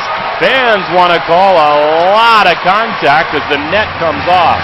I'm seeing a little frustration from BU all around, but great job by Terry. Cardella coming back to defend, and they're calling a penalty on Cardella. Cardella is not happy about it. To be honest, that was a defense play coming in. I don't think that should have been a penalty, but really BU right now, they've got to settle down. They're playing a little panic. They're holding their sticks a little bit tightly. They're getting frustrated, and they're going to start to take more penalties. They do have a history of that, of getting a little chippy when they're down, and down by 2 goals in the national championship game. I hope they can keep their discipline and play hard. Well, 4-on-4 for the next 25 seconds, and then it'll be a Gopher power play as Kessel digs it away. She's got Ramsey at top of the blue line, and a shot just over the crossbar, and back to Amanda Kessel. She goes back to Ramsey. One-timer. Oh, almost redirected by Brandt, but it steers wide. Back to the point. Bozek looking for Kessel. She has been the star of this second period, Amanda Kessel, and she'll try to chase the puck on the near board, but it is chipped to the blue line and out by Menard. And you get 4-on-4 for those 20 seconds, and you have Kessel and Brandt out there giving them so much space. Could have been a little scary for the Terriers. This is the Amanda Kessel that everyone sees as the rising star in the game. I'm not sure I would say she's the rising star. I think she is the full-on star, but she is only a junior, so you're absolutely right. She's only going to get better. And here she is on the goal line, spinning around, looking towards the slot where Menifee awaits. Back to Kessel, dangerous territory here. Back to the point. There is Bozek, stick handling to McMillan, and Kessel captains the 4-on-4, and there is Brandt in the crease, and Menifee has it poked away by Kahanchuk, and that was dangerous for the Terriers. 35 in the period, and here is Poulin with McMillan to beat. She toe drags, and McMillan pokes it away, and that's a chance averted. Bozek with some speed, 3-on-2. Nifty stick handling, spins it around. Menifee waiting in the slot, but can't find the puck. Under 20 in the period. Bozek again into the high slot. Menifee all the way across. Shot and a goal! Melissa McMillan, and it's 4-1 Gophers. McMillan goes from stopping what was almost a breakaway by Poulin at the other end of the ice to coming down and scoring a big goal with under 12 seconds to go in the second period. BU really just needed to keep them off the scoreboard, stay within 2. And they, McMillan she's only a freshman. She's been shown a little bit of lack of discipline throughout the season, but really is one of those talents that is under the radar on a team full of so many big, strong, great defensemen, and what a one-timer. Her 13th goal of the season, and the Gophers can feel it now. 4-1, 12 seconds left here in this second period. That'll be a power play goal, the third of the day for the Gophers. As the second period winds down, Totino going to try to get it deep. Under 5 in the period. And the Minnesota Golden Gophers get 2 in the second. A couple of one-timers ring the back of the net. And this juggernaut, the number 1 team in the country, looking every bit the undefeated champions. They're looking to make it back-to-back titles, and they're 20 minutes away from doing so. McMillan to the back of the net to close the scoring in this second period after 2. Minnesota leads BU 4-1. Do you know what the U of M does for you? From farms to breweries and orchards to markets, discover how the University of Minnesota is cultivating a new crop of Minnesota businesses. Do you know what the U of M does for you? From hooves to hands and paws to possibilities, discover how the University of Minnesota is making medical advances for all Minnesotans. Zamboni's out here between the second and third period inside Ritter Arena. It's the 2013 Women's Frozen Four in Minneapolis. Will Fleming and A.J. Malesko. And A.J., the Terriers of Boston University did a good job answering back at the end of that first period to cut the Gopher lead in half, but that second period was all Minnesota. Absolutely was, and I think that they had a good opportunity. Kahanchuk on the back door there, where Ratu came up huge, showing why she's a full first-team All-American and such a superstar. Had that puck gone in, I think that they would have felt pretty good about it.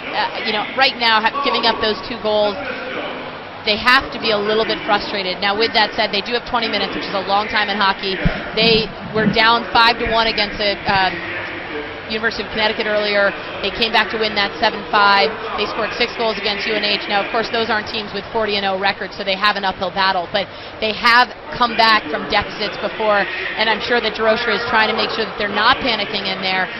But they also just don't have the depth of Minnesota. Minnesota really has 3 dangerous lines, and it looks to me like BU really is relying on their 2 top lines. Well, when talking to Brad Frost, he said that unlike last year's team, which was a real fast starter, this team sort of builds to the third period and gets stronger and stronger. The idea that Minnesota could be its best in this third period has got to be a little terrifying for fans of Boston University. Yeah, there's no question. And, when I was talking to North Dakota coach Brian Adolski earlier this week, he said the same thing. He said they play their best 10 minutes of hockey, best hockey in the last 10 minutes of the game, And, but with that said, Brad Frost did want his team to come out harder this game. He wanted them to come out faster, come out a little bit more explosive, and we've seen that with Amanda Kessel. We didn't see that as much on Friday night, and having her out there with that explosiveness that her fans know so well, I think has helped this team generate offense early in this game. We've tried to quantify it. It's a hard thing to do, but the pressure of the streak and the entire season building to this moment, everyone in this building, everyone certainly in that Minnesota dressing room knows that this 2013 year was championship or bust. I mean, anything short of defending that title was going to be a letdown. And on some level, the pressure of the quarterfinal game and the semifinal game, the idea of just getting to this stage, maybe even more pressure-filled, as crazy as that seems, as this game here today. And I actually think that game that they played against North Dakota, three overtimes, so almost 2 full games, just to get to the Frozen Four that they're hosting, that's a huge, getting that pressure off their shoulders just to get here, I think has done wonders for them. Now, with that said, you're absolutely right. If they lose tonight, it doesn't matter that they've gone 40-0. It won't matter to them because they lost the most important game. But they're not playing that way. They're not playing as if the pressure is affecting them. They are playing loose, and I do think getting that first goal helped them loosen up, helped them get out there. I think, having the Kazmaier brunch over and done with, they've had the fact that 3 of them are the top 3 finalists sort of hanging over their head. I know they're also happy for Kessel, but just having people ask them questions about that has affected them a little bit. So I think today, they're just out here to play, have fun, and do what they know how to do. Unlike the Kazmaier brunch, inside Ritter Arena today, no fire alarms have gone off, although it's been a 5-alarm offense for the Golden Gophers of Minnesota. We'll take a break, come back, and look at the highlights from the middle period after 2. Minnesota leads BU 4-1.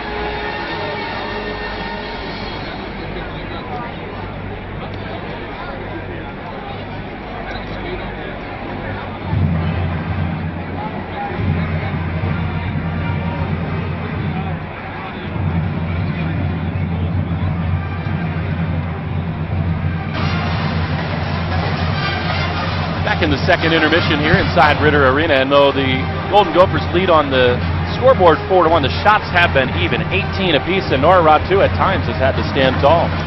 You know, that seems to be the big difference here. Sperry has done a great job, but Ratu has really gone above and beyond. You can see her, their wherewithal to know that puck's coming back at her. Probably would have landed on top of the net, but she wasn't taking any chances. You know, and they had a big opportunity. Kohanchuk on the back door. Warren comes in with a great shot, going for that glove save, and then, of course, Amanda Kessel, Patty Kazmaier award winner recently as of yesterday, and showing why she has 99 points on the season. Big play by Jill Cardella coming in. Questionable call in my opinion, but she goes to the box, and this power play, they work it around, and you can see BU is just on their heels. Big shot by Melissa McMillan, a freshman, but she really is a talent that it will be interesting to see how she develops through the years, because she has, right before that goal, she made a huge stop, very calm, cool, and collected, but a huge stop on Poulin the other end, which was almost a breakaway. Just stars up and down. Everybody talks about the top line for this Gophers with Kessel, Brandt, and Menifee, but McMillan and Steckline and many, many other young stars. And although some of them will go to the World, the free roster, that they will leave tomorrow morning and be maybe not here next year on the campus, it would appear that the cupboard is certainly stocked here in Minneapolis. There, you know, and people that are out here, people that most fans either are mostly out here in the WCAJ or back east, or you see your players and you see everything that they can do all the time. So there is certainly some sense that players like McMillan, or of course a Hannah Brandt, people like that should be on Katie Stone's roster for Team USA. But really, after seeing all of the leagues and all the different teams play, how can you say one player? There's so many good players out here, and so many things that they can do well on a different day. And but for sure, you look at the Gophers, they are so deep. If they lose a couple players to graduation, a couple players to Team USA, I don't think they're going to have any trouble finding their way back in the postseason next year. Well, one thing for sure, the Terriers knew they'd need a big day from their stars. To this point, they have not gotten it. In fact, Marie-Philippe Poulin, no shots on goal. They'll need that to change in the third if the Terriers are going to make this a game after 2 in Minneapolis. The Gophers 20 minutes away from defending their title. 4-1 Minnesota.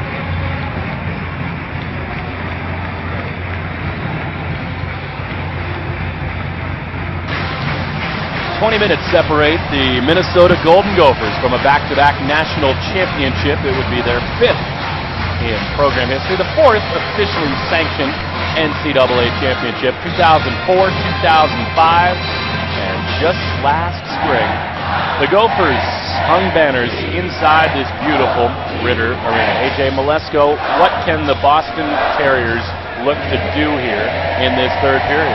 Well, they need to take control of the game, and that's going to start with Poulin here centering this top line, taking this face-off. She needs to make sure she did get injured in the first period. She seems to be fine, but not get frustrated, not hang her head at all, but take control of this game. Dump and chase and be aggressive. They do have the forwards to do that. I think their strength is in their forwards, not in their defense, so they want to stay out of their defensive zone as much as they can. They did not do that in the second period.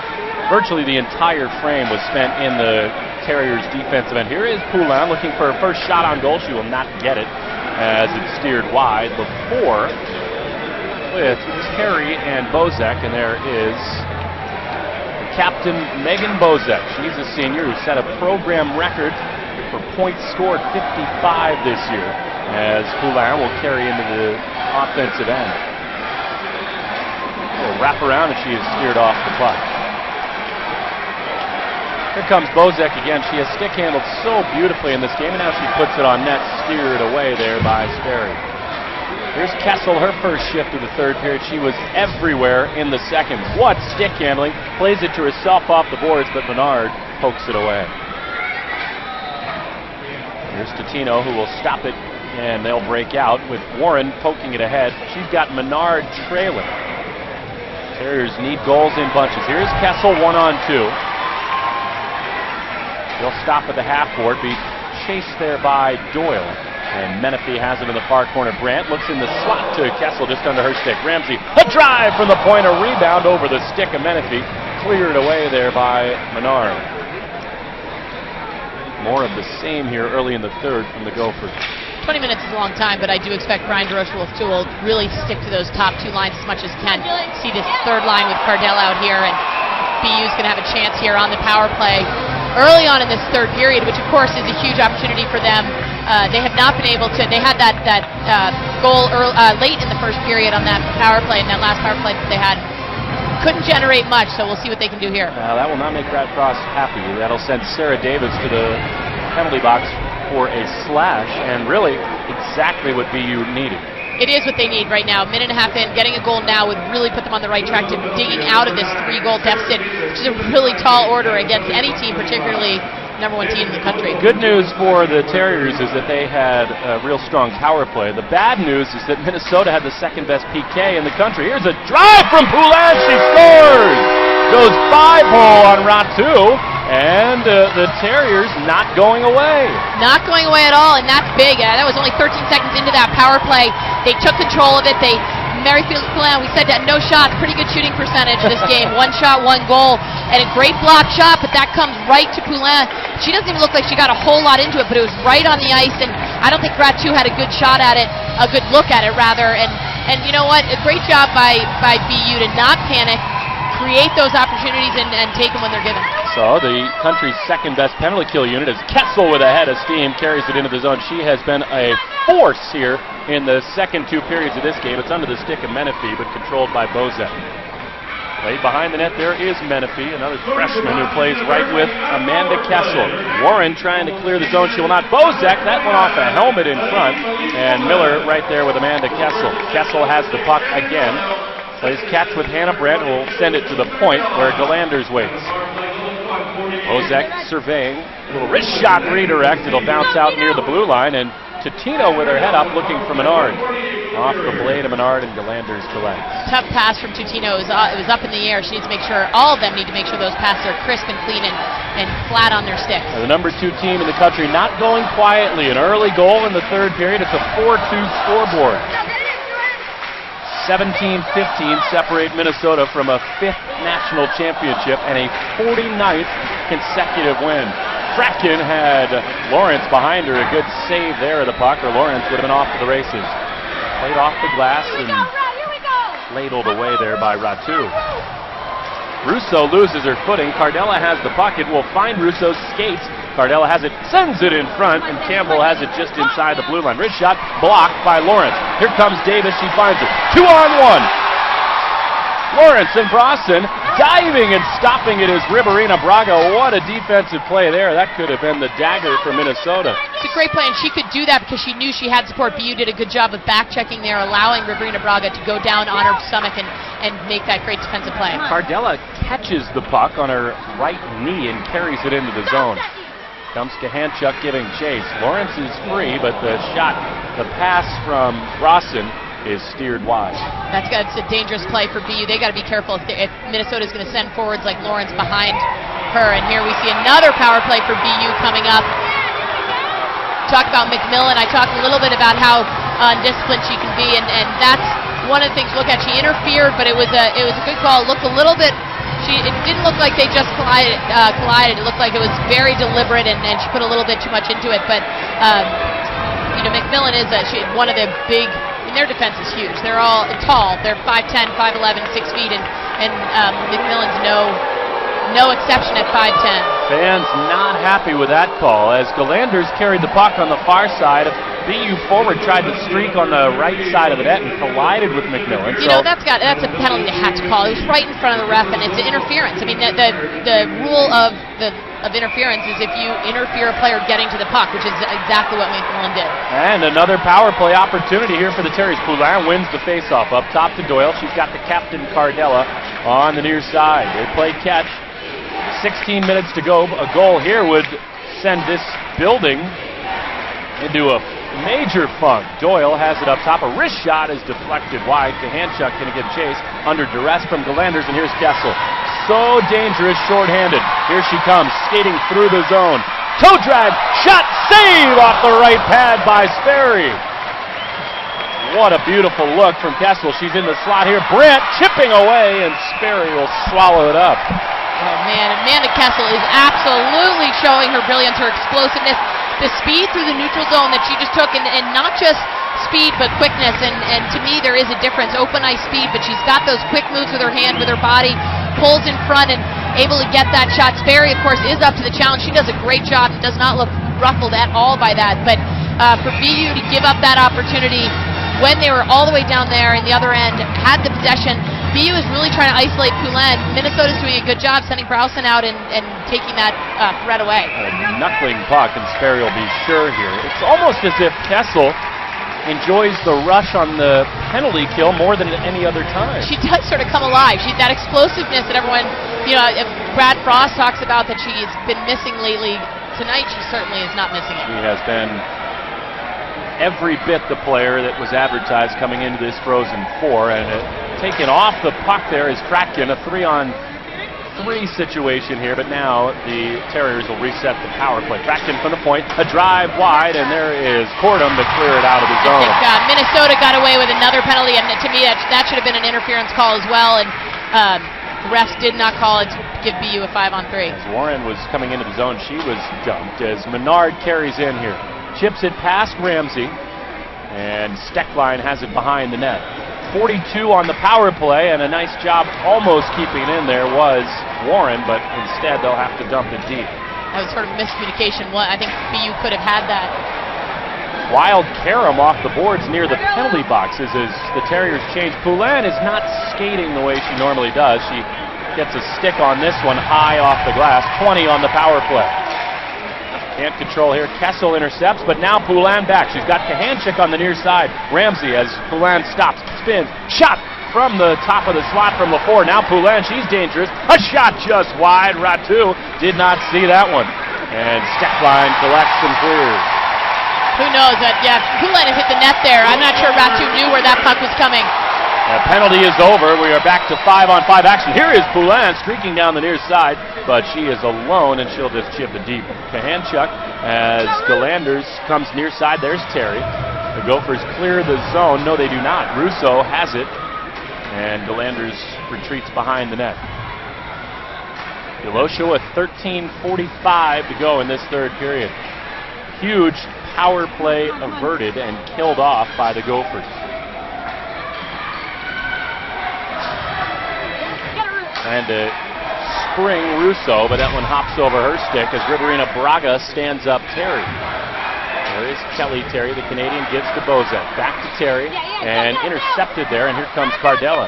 Little 2-on-2 action with a back-checking Terry. Cardella carries it into the zone, looking for Jurin. Instead spins, and she is taken off the puck by Bozek. Chance here for Boston. Jurin is just wide of the net on the backhand. Got to put that puck on net. Got to put that, and also she had two people who were made in their forehands. She was on her backhand. That's time you got to dish it off to your teammates. 13 minutes to go. There is Bana, the lefty, spinning into the zone under duress, and she will fire, and it's ripped out of the air by Sperry. You know, good back and forth action. BU is getting their chances, and I think that goal they got early is giving them a little bit of life here and allowing them to stay in it. But you said before that Poulin's not skating the way she knows how to skate. Who knows if that's from the injury in the first period or whether it's just fatigue. He uses her a lot, and she's a world-class player. I know why he does. Gophers win the face-off. There's Davis. And a collision into the boards, and we will get a penalty on Tino as Brosson went slamming into the boards. Ratu goes to the bench. Steckline will stick handle into the zone. Delayed penalty coming as Davis carries it in, and there is the Terriers' possession, and Davis is spun to the ice. And the fans on their feet here almost had two penalties in the same play. It will be interesting to see if right there, that's that from behind that Browson's numbers are showing. You've got to be very, very careful. Those sorts of things make a spectator very nervous, and you can hear the crowd go wild. Tutino goes to the bench. She is a very, very aggressive player. I don't think it was malicious at all, but it's a good call by the ref for sure to get her off the ice for 2 minutes. Both referees had their arms up there, and at the moment, Tutino alone in the box. Bozek going to go over and check on the proceedings over there. Oh, if BU goes down 2 players here, that will be deadly for them. And we did talk to Brad Frost, and I asked him if you had any surprises this weekend or if you would just do business as usual. He said the only surprise they may have is if they get a 5-on-3 opportunity. So I think they were discussing whether that was a minor or a 5-minute penalty there, and it goes up onto the board. It's just going to be a 2-minute minor penalty.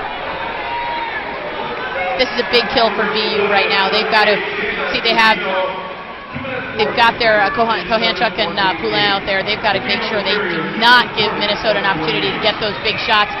McMillan, Bozek, all those people that they have out there that can just blast that puck.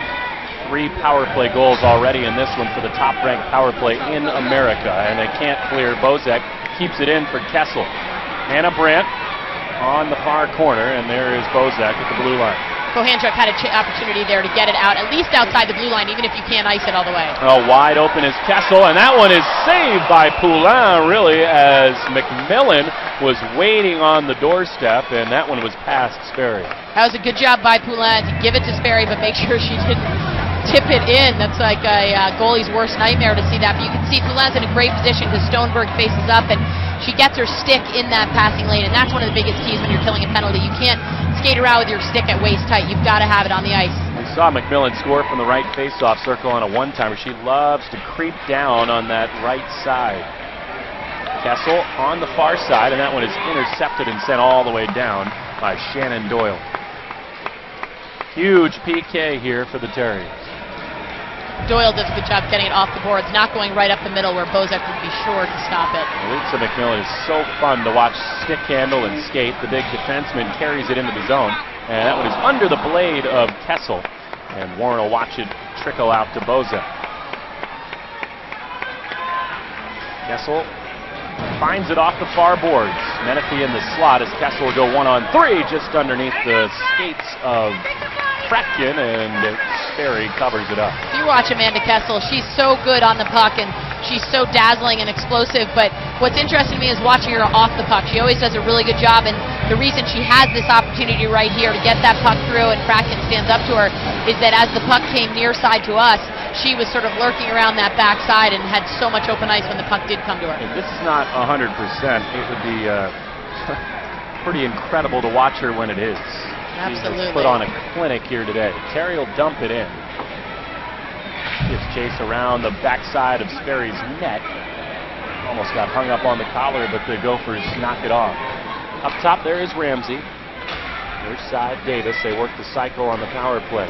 24 on the penalty, as this one will be deflected off of Warren and out of play. There's a good example of having your stick down in the passing lane. That, of course, was a shot by Ramsey from the point. Another big, heavy shot, defenseman with a big, heavy shot for Minnesota. But Louise Warren is there, faces up to it, and they're doing a good job, BU, of stopping and starting, too, not doing these big circles. And right now, they are looking like a disciplined penalty kill unit. It has gone exactly according to script for Minnesota to this point, as Joshua has poked off the puck there. Poulin now has it looking for Kahanchuk, who will chop it towards Ratu's net, and a dangerous bounce off of Joshua. That one knuckled just wide of the open net. Confidence that Ratu had to come out and play that puck as opposed to cover it. Penalty winds down as that one is put on net and covered up by Sperry, and then it squirts loose and Stoneberg just saved a goal. The puck is still live behind the net. Kahanchuk looking to spring Totino with Poulin streaking ahead, but Totino will get knocked off the puck there by Davis. Here is Totino into the slot. She goes, a shot off the iron. That one went off the left pipe. Great play by Totino. She is so deceptive the way she handles the puck. You don't know if she's going to be stick handling more or taking a shot, and I think that was a great play, but that's what she was deceiving Ratu. Riverina Braga leads Russo, but pickpocketed right there by Bozek.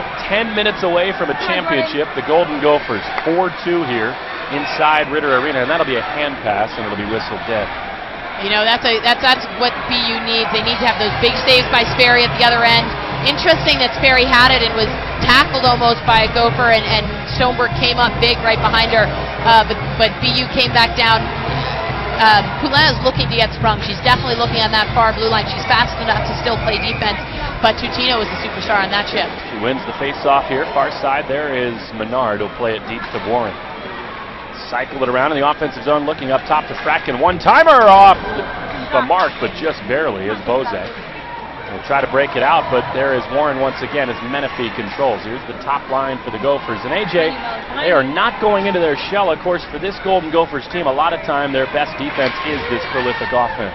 Absolutely, and you know, that's one thing Brad Frost talks about. He said they really need to play defense all over the ice, and most people just hear their numbers and hear their offense, and really one of the best first lines in college hockey this season, but they do play good defense as well. And that one is ripped on from the point by Ramsey, a save by Sperry, who is spun to the ground, and here come the Terriers. Totino chips it on to Warren. She'll go to the bench with Menard on the far side. She had a trailer but put it on net. Doyle was wide open in the slot as Ramsey slides into the net. They put it on from the sharp angle with Ratu on her backside. Now Kahanchuk and Poulin give chase. There is Poulin, the wraparound. She is spun to the ground after a pass into the slot for Doyle, but it's taken away and out of the zone. Here comes Bonner, a lead pass. There is Cordum. Cordum looks back to Bonner, but Sperry's stick is knocked out of the way. A penalty upcoming, and maybe they're going to get Sperry for a trip there on Rachel Bonner. It was a great sequence at both ends of the ice. Poulin had the puck, and they had a good opportunity down there, but then it was such a quick transition game here, and LaFleur was the one who I think made the bad decision to come and challenge at that far end to create that, and looks like that is Kahanchuk that is going to the box. They're going to get Kahanchuk. It looked to me anyway like the goalie stick of Sperry was what spilled Bonner.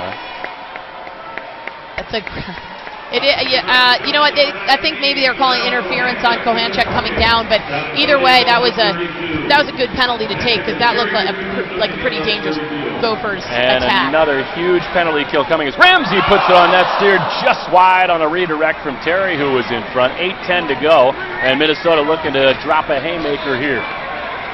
Bonner, stick handle, she will shoot wide of the net, and it goes to Yeloshua. These Ds really pinch down on the power play as Terry digs it away. She is in a battle there, but not beneath the goal line with Catherine Miller, who's on all fours. It pokes away. There is Sarah Davis, Friday Night's Heroes. Terry spins it out. And she'll reset. Back to Terry and then Davis. Ramsey touches it. Yeloshua fires from the far side, and that one is blocked out of the way by Fratkin. 1:05 on the power play. Gophers possess. There's Davis. A fake back into the slot, and now she'll go back to Terry, who tried to lob it across, but it is blocked out of the way. Now, once again, joining the play is Ramsey. She'll stick handle, and here comes the top line. Reinforcements come off the bench, and what reinforcements they are. The top power play in the country. Brandt into the crease, and that one steered wide. It was a great play by Ramsey. Hold on to that puck, and BU was too tired to challenge. She was really all by herself as the entire rest of the line changed, but BU had been out there the whole time. They couldn't get the legs to challenge her and try to get that puck out of the zone. 30 on the power play here as Fratkin steers it all the way down. BU really on their heels here now, and the Gophers looking to ice this thing. Bozek has numbers. Kessel breaking towards the slot. Bozek fires, and a save there by Sperry. Brandt tracks it down. Menifee, McMillan ladles it on to Bozek. Kessel in the slot. Instead goes to Brandt. Hannah Brandt has it poked away, and then Sperry lunges away with a goal stick. Penalty is over as Kahanchuk joins the play. Bozek's drive is wide, and McMillan will fire it back to the slot, but there is Poulin, and she'll skate it out of trouble. Kahanchuk, who has fresh legs, she's been sitting for 2 minutes, but everyone else down the ice has to get off. That penalty kill is so tough on your legs. Fordham pokes it away from Kahanchuk, and then behind the net there's Stoneberg waiting for Menard. She pokes it along to Warren as now BU has an opportunity with Menard, a little 2-on-3, and that's off the legs of Steckline, collected there by Bonner. Totino keeps it in, trying to bounce the puck into the offensive area, but Fordham instead comes away with it. That pass is past the reach there of Bonner, and that'll go down for icing. Menard had a good opportunity there, and it looked almost, I don't know if she was tired or what, but she forced a play where she didn't quite have the numbers. In that situation right now, under 6 minutes to go, you're down by 2 goals. You need to make sure you get that puck in deep. Maintain possession if you can. If you don't have a clear pass, wait until you do, rather than trying to force the puck and give it to Minnesota. Face-off win. Totino looking far side. She will send it over to Caroline Campbell, who has not seen a ton of the ice in this game. She puts a shot on, but that is too easy for Ratu. It's a good sequence by BU, though. They had some good crisp passes, but absolutely, you can't just put a shot like that on Ratu and expect to find the back of the net, and maybe that's not what she was trying to create, a bobble in front or a rebound, but they need to make sure that they're moving around a lot more and get more traffic. I would imagine here with 5:30 left, we'll see mostly the top 2 lines for the Terriers. Definitely, and I think that I expect to see Minnesota continue to roll their 3 lines, because all 3 lines have been so effective. It is sent around where Bailey Galanders will get it out of the defensive zone, and here is that top line. Poulin and Kahanchuk here with 5:10 to go. You know, we talked about how Minnesota really likes to carry the puck into the zone with speed. I do expect right now to see a lot of dump and chase from them. Speaking of carrying it with speed, here is Poulin. Nifty stick handling. She gets past Ramsey. Shot and a blocker save by Ratu. What a save by Ratu, and what a move by Poulin. Kahanchuk drives it on net. It is blocked down by Brandt. Lafleur harasses it. Kahanchuk has it. Little give and go as Lafleur wraps it back around to the point. Riverina Braga waits there, and she will keep it in. And it's off the pads of Kessel. This is trouble. Kessel is dangerous. She's got 2 trailers, goes 1-on-2. She waits for help. Menifee in the slot. Kessel fires to Menifee, who skates and shot. Score! Rachel Ramsey! The 3rd goal from a Gopher defenseman, and that just might do it for Minnesota. You know, that play to me started, Kessel did a great job high in her defensive zone to get the puck out, but that was that play started as a 1-on-2, and they gave her so much respect, and I get it, Amanda Kessel's a world-class player, but you've got to challenge her, and they gave her so much space and allowed so much help to come in with her, where it started out as a 1-on-2. One of the defensemen should have challenged her, knowing that she had her partner there to support her. Instead, they let her hang back, get a pass off, get a shot, and then Rachel Ramsey, a great play by her as a defenseman to jump in that play, and we've seen that's been a theme all night long.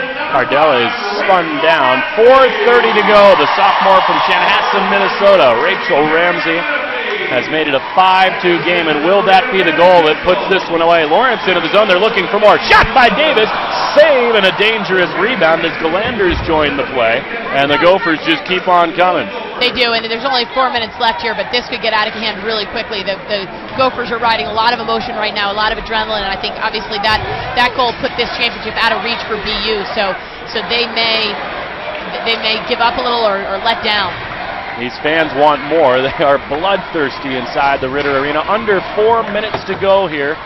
What a display by the Golden Gophers. We expected the goals from Kessel and Brandt, but how about 3 from this talented defensive core? It's just an embarrassment of riches. The other thing that's so interesting is 2 of the Gopher goals have come right after chances for Poulin. McMillan's goal came right after Poulin almost had a breakaway, and that goal right there came right after Poulin was in front and had that nifty move to then go in on that great breakaway, or great chance rather, not breakaway on Ratu. Beautiful skating from Doyle as it's lobbed in. Menard will give chase alongside Steckline. AJ, do you think that we've seen the goals that have been scored really kind of low to the ice? Ratu has been so steady with the glove and the blocker, and yet Poulin there did go to the blocker side. She did go to the blocker side, and Ratu's pretty steady and pretty good all over the place. So it's one of those things, they are getting her moving, and I felt like the other night maybe with BU, Sperry wasn't tested by Mercyhurst. Ratu has been tested tonight. She has made some fantastic saves, whether it's that glove save in the last period or that save right there that she made. So, she's showing why she is who she is and getting the accolades and the numbers. I think they might call a timeout here. I believe Minnesota called the timeout here just to kind of gather the troops, and they're going to draw up a defensive play here with just under 3 minutes to go. Well, Minnesota, what a remarkable season this has been in so many ways, and there are any number of records and stats to reflect that. I think the one, to me, that is the biggest eye-opener is that Minnesota in this season has trailed a combined 67 minutes and 32 seconds. I mean, that's it's 41 games. That is an incredible stat, and that's just outrageous to me when you think of the competition that they play. And, maybe some of the competition isn't up to par, but a lot of it is. They played North Dakota 6 times. They played Wisconsin. They played University of Minnesota Duluth. They did play some of the Eastern teams. They trailed 3 minutes, I think, against Boston College, who had such a stellar season this year. So it shows the character that they have, that when they do trail, it's usually not for long. They come up, they don't go down easy, and they don't give up. And that's really, that's why they're the champions. That's why they've done such an amazing job this season. These fans can feel it, and maybe as much as anything, this display is evidence to how well Corinne Boyles played on Friday night. I mean, she was under a constant barrage and really was quite impressive. She was very impressive. And under 3 minutes to go, a face-off win for the Terriers. A shot and a goal by Kahanchuk. Not ready to hand over the hardware just yet. A juicy rebound to the far side, and Kahanchuk buries it. And that puts them within 2, which, stranger things have happened. That's it's interesting. I was looking down at the bench during the timeout, and the Minnesota coach was trying to get them to do this exchange play in the defensive zone. Obviously, that's not exactly what he had drawn up. Now, Nora Ratu, who yielded less than a goal per game, 0.88 in this magical season for her, has yielded 3 goals here tonight as we get under 2:45 in the final period. 5-3, the Terriers trying to stay in this thing as Ratkin plays it on the boards as Poulin tries to clear but will not. The top line back out there for the Gophers. This is going to give BU certainly a little bit of jump, there's no question, but we were just talking during that timeout how Minnesota doesn't relinquish the lead and they fight, and I don't imagine that they're going to give up too many opportunities right now. A chance there for Miller streaking ahead, but intercepted by Bozak and sent all the way down. That's the key now for Minnesota, just get pucks deep as Cordum keeps it in the zone. There on the far side is Terry. From the face-off circle, jumps it in front, but Cordum couldn't get there. 2:08 to go. This is just the 4th time all year Ratu has allowed 3 goals or more. Warren spins it behind the net, a wraparound smuggled up by Ratu, and then it is sent down the boards by Ramsey. Fight for it, Cardella gets it to Doyle. From the point, a jumping puck into the slot. Stoneberg from her offside could not get anything on it, and it's kept in the zone by Cardella, but now Ramsey will fire it on down. The net is empty as Sperry has made her way to the bench, and that will go down for icing. This is the most urgency I've seen BU play with all night, and obviously this is the right time to do it. Under 2 minutes, they've got 2 goals to score, but had they played with a little bit of this early on, they might not necessarily be in this situation. I think they certainly had some emotional ups and downs.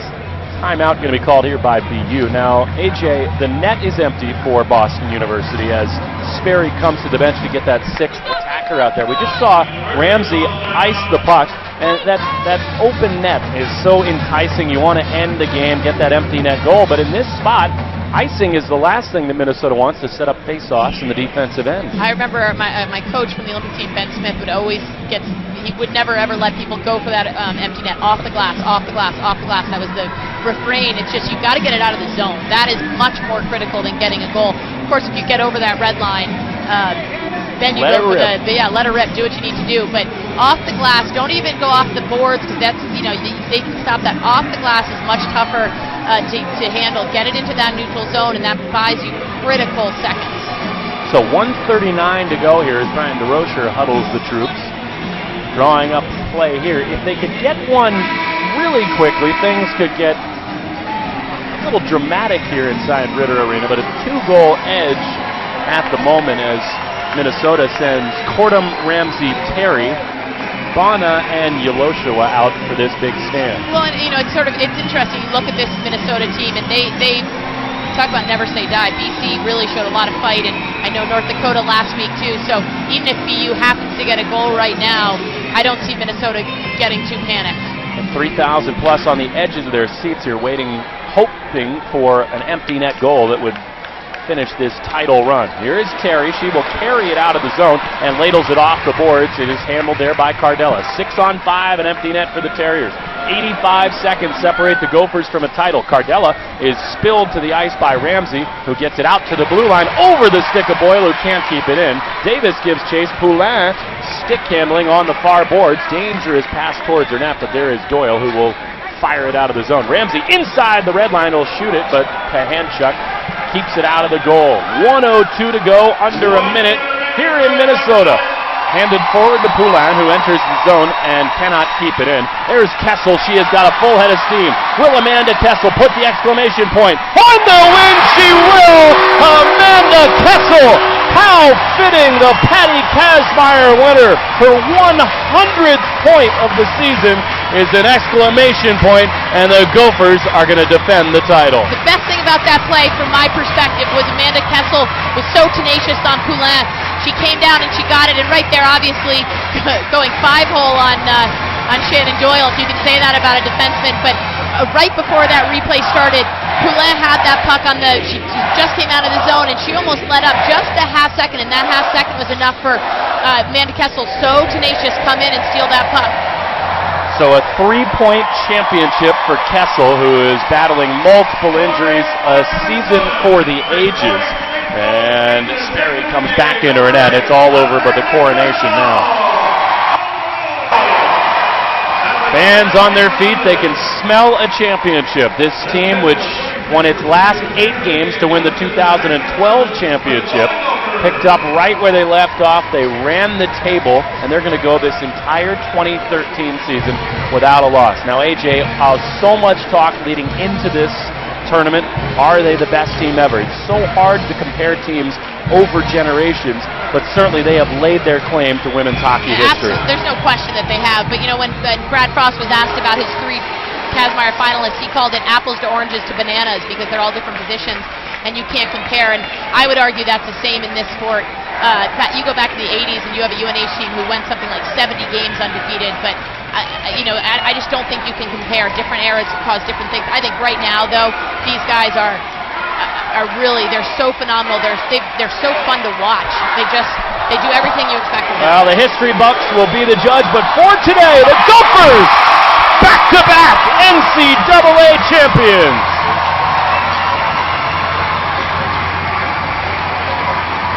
A dog pile on Nora Ratu, 41-0. Minnesota has won 49 consecutive games. They have defended their 2012 championship, and they win it here today over Boston University, 6-3. That is an unbelievable feat. It's unbelievable. You listen to everything that Brad Frost said before these games this weekend. You listen to everything that these players have said and done, and you look at the dejected faces at the other end, and Poulin, who's such an unbelievable talent. It's hard for both these teams. They have both accomplished so much, but you cannot argue with the success of a team that does what they do, and they have so much depth, and everybody has said that their depth is their strength. and that really came through. You talk about Kessel's injuries, but also how can you defend against 3 waves of offense, and then not only that, you have 3 defensemen who jumped in and scored. Well, the sport of women's hockey is still waiting for the day that a non-WCHA team wins the national championship. That day will have to wait for another because Minnesota has defended their championship, and you watch these players in front of the net here as they are saluted by these fabulous fans inside Ritter Arena, and along with the elation and the joy of a title, you'd have to think that right there atop the emotions is just pure relief. There's no question that they're feeling relief. I think that they played looser today than they did on Friday night, in my opinion. But there's no question there has been so much talk about this. They're hosting this tournament. They have these superstars. They have the numbers on their side, and had they lost today, the season could not have been considered a success. Now they'll shake hands here, and Karen Sperry, a valiant effort here today. She was under barrage from the opening faceoff. 29 shots on goal. She saved 23 of them as the Boston University Terriers will finish second in this 2013 Frozen Four. And for BU, an impressive semifinal win, the number 2 team in the country, and really nothing to hang their heads about for BU. No, there's no question. And they have a lot of young talent on this team too, and they will graduate and lose some players to the national teams next year, but they fought so hard, and they overcame a lot of adversity, ups and downs this year. I saw them play their last loss actually was against Harvard, 3-0 in the Beanpot, and this team we saw this weekend is an entirely different team. They really came together. They won the last, I think, 8 games maybe, certainly the last 5 in the playoffs before today, of course, but they showed so much character and so much heart. Well, the question coming into this Frozen Four was, could anyone just handle the intensity of the champion, the Minnesota Golden Gophers? And they answered with a resounding no.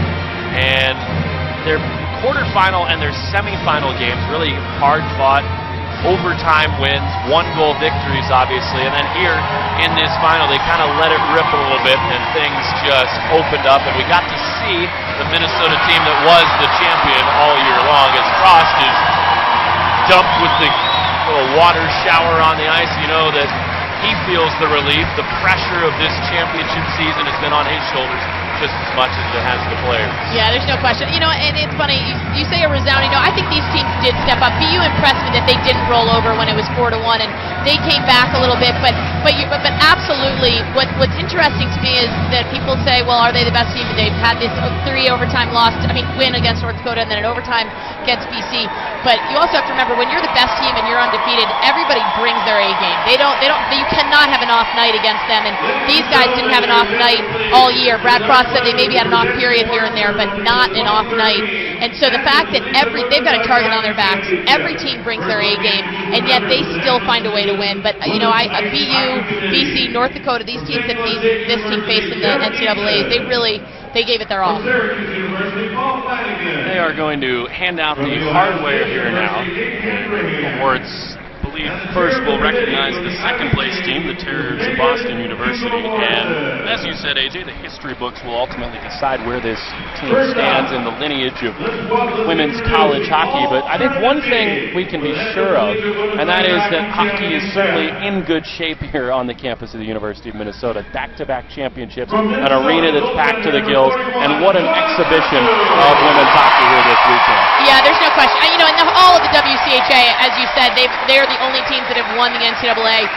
Now, with that said, the East Coast teams are challenging. There are more and more teams getting hockey, but getting into the final championship weekends, and it's really exciting as a spectator of this sport to see how far it's come and to see that somebody like Poulin is left off the All-American ballot. That's amazing to me. She wasn't a first or second team All-American. It just shows how much talent is out there right now in college hockey. And here's the all-tournament team. It was the goaltender was Ratu, and then McMillan and Bozek, and now Hannah Brandt going to be one of the forwards. We're going to see a lot of maroon and gold in these all-tournament selections.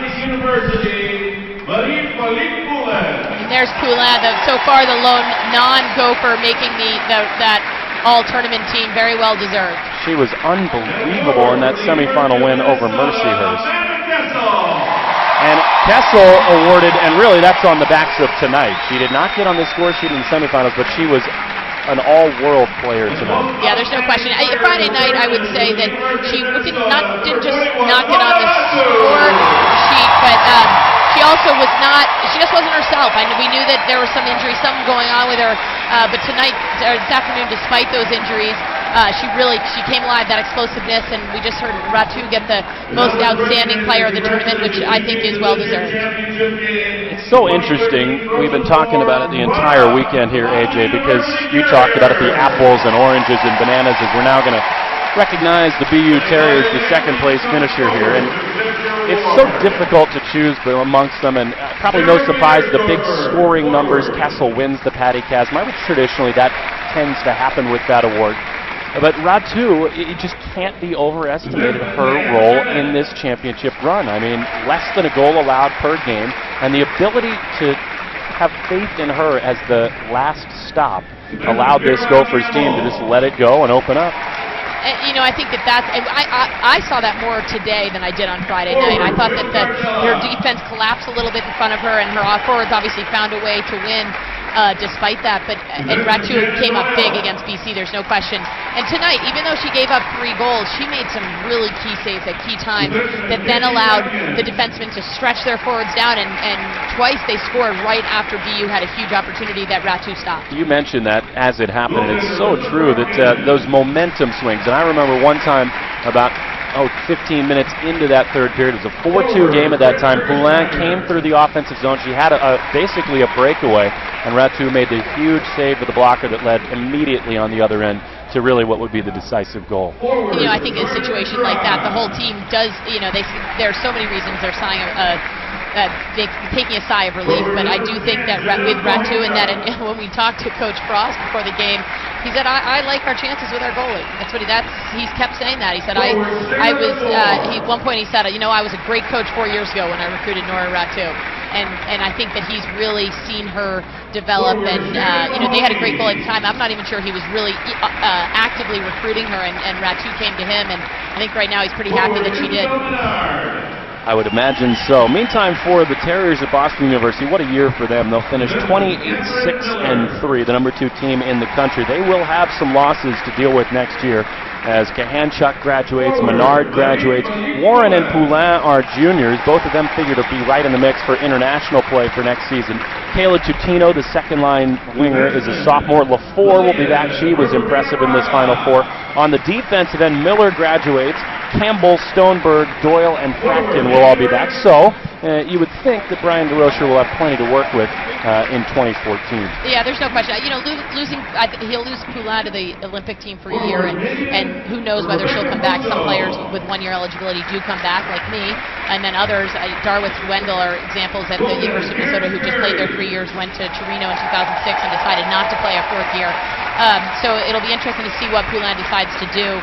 But that will be a big loss for them. You can see how much she could change. She could change the entire feel of the game out there. It could be an onslaught of Minnesota players, and she could get there, get the puck, and take it down to the other end. So, she's a junior captain and this year, so I think that will be clearly their biggest loss next year for a year or more. Kessel was so impressive, and you hear people talk about her speed and force with which she carries the puck and handles it. Poulin, on the other end, not to say that she doesn't have those same attributes, but so much grace. It's when she skates in the open ice, it's a sight to behold. It absolutely is.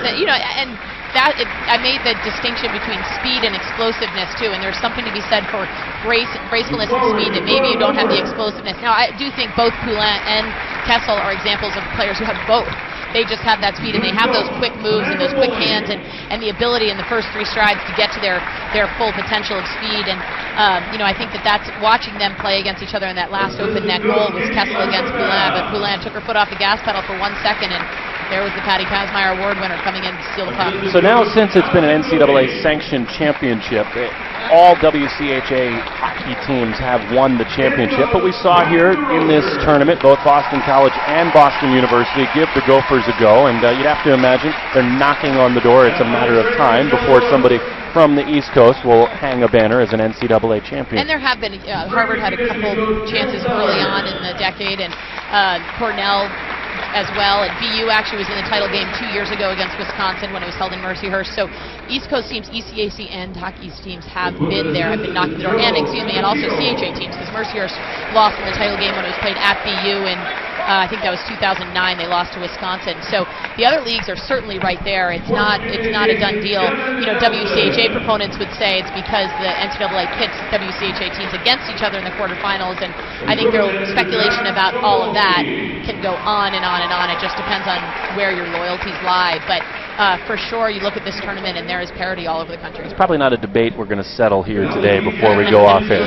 I don't think so. Needless to say, there were 4 really worthy competitors here, and from representing 3 conferences, and they all really put on quite a show here. And really, in the 3 games that we saw, the BU Mercyhurst game, as we see Poulin and Cardella, the captains for BU, take home the second-place trophy. But really, that was the only lopsided, uneven game in the tournament. The rest, highly entertaining.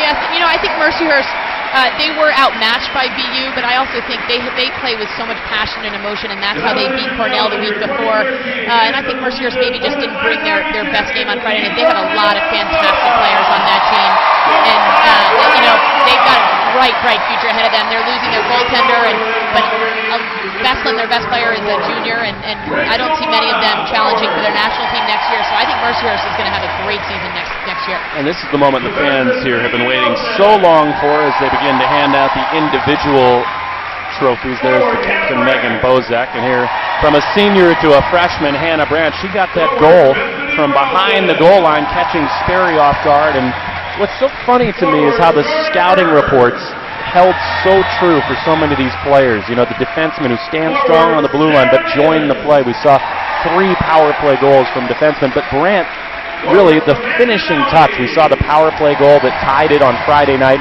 and then just that scorer's sense behind the goal line. And you know, people question her speed, and it doesn't seem to bother her that much. She seems to be in the right place at the right time, depending on, I guess, it doesn't seem to bother her that people say that her speed hurts her. Part of that could be that she plays on a line with Kessel, so anybody might not look so fast if you're being compared to number 8 Amanda Kessel. But Hannah Brandt, really, she does have, some people just have that. It's an innate scorer's touch. You have that nose for the net, and you can't teach it. It's just something that some people have, and Hannah Brandt for sure has it. There's Kessel getting her award, and now Becky Portum will take her hardware as well. And what's remarkable about this team, we've talked so much, of course, about Brandt and Kessel and McMillan and Ramsey and all of the stars, Ratu, on this team, but the depth, I mean, every lady that comes out of this line is just an outstanding kind of star-level player. I think that's the tall order that all these opponents have, is that you can maybe you can contain an Amanda Kessel, maybe not, but even if you can, it doesn't matter. They come at you from so many different angles, so many different places, and even if you get the forwards, then you've got Ramsey and McMillan and Yalushua jumping in the play and blasting home goals. Rachel Ramsey, the son of the former NHL great Mike Ramsey, takes her trophy, as does Ratu, and the backup goaltender Schleda. And this is a player who's on that pre-Worlds roster for the United States, Lee Stecklein, the freshman. And today I thought, more than at any point, she really showed off some brilliant stick handling ability. She did, and it's interesting with her. She's a stay-at-home defenseman. That's what everybody kept saying. She's very solid. She does her job very well, but you're not going to notice her. You're not going to notice her, and you're absolutely right. Today I noticed her. She did a great job. She has great hands. She made really smart plays and generated a lot of offense and shut down a lot of offense on the other end. There's Brad Frost getting his trophy. And I thought we both were supremely impressed today with Megan Bozak. She put on a clinic, and really, from the opening faceoff, she wanted the puck. She did, and that first period was her best period. She was great throughout, but she really, as the captain, she stood right up, and you could tell by her play, she took control of that game, and she, in the first 5 or 10 minutes, I think she had a couple rushes that really almost created goals. They didn't, but you could see that she was going to make sure that they won this game. This building is about to build to a crescendo. We are just seconds away from the shot they've all been waiting for, as the team trophy will be handed out, and we will see the picture of a lifetime, as the Golden Gophers, for the second time in as many years, will take home the national championship. And We've had some time here at Ritter Arena, and AJ, I know you've spent time at all the great rinks in America and been on all the biggest stages. As you walk around this building and you go in the Players' Lounge with all of the history, the shots of the players who've been Olympians, the All-Americans, the national champions, it is, you'd have to imagine, for any young girl to come into this place, who wouldn't want to come play hockey at Minnesota? Yeah, there's no question. You know, Karin Dietz, who is one of my teammates, lives just over the border in Wisconsin, but she went to UNH before Minnesota had a team. Her two kids, we actually had a shot of them at one point, but dressed in full maroon and gold, and their father actually is their strength coach. He just went out and accepted his award. But they grew up around here. They're even from Wisconsin, and they want to be Gophers. Well, Kessel grew up there as well before going to Shattuck St. Mary's, and there they are with the trophy. The Minnesota Golden Gophers have won it back-to-back. That is just utter excitement, relief, pride. There's so many emotions in there, and BU with their heads hanging are leaving the ice, but they shouldn't hang their heads for long. They really put up quite a good fight. AJ, you can relate to that moment, 1999, the championship with Harvard, coming off the Olympic gold medal, and you build to this moment all year long. It's what your goal has been the entire season. How do you describe that emotion when you actually get your hands on that trophy? You know, it's interesting. Actually, that season we were 33-1. We had one loss early in the year to Brown, and at the end we kept saying that was the stumble that prevented the fall. That was took the pressure off. We had that one loss, and these guys had to deal with that pressure all the way through. But it really, you get to that point, we were the heavy favorites, and we won in overtime 6-5 against New Hampshire, and it's so many emotions. It's a relief, it's excitement, and I think for these guys too, they have fought so hard for this. There's such a proud legacy of women's hockey here in Minnesota for the Gophers, and you know, it's really great to see. It's great to see how many people are still here cheering them on. We did not have a crowd like this back in 1999. It was played next door at Mariucci, which was a little bit more cavernous than this, and yet didn't seem to bother us. But how exciting for them to have all these fans here and cheering them on and with them every step of the way. A perfect stage for women's hockey. There's Kelly Terry with the hardware. The Gophers have done it. They've run the table 41-0, and they have defended their national championship. 6-3 the final here tonight. The Gophers are national champions.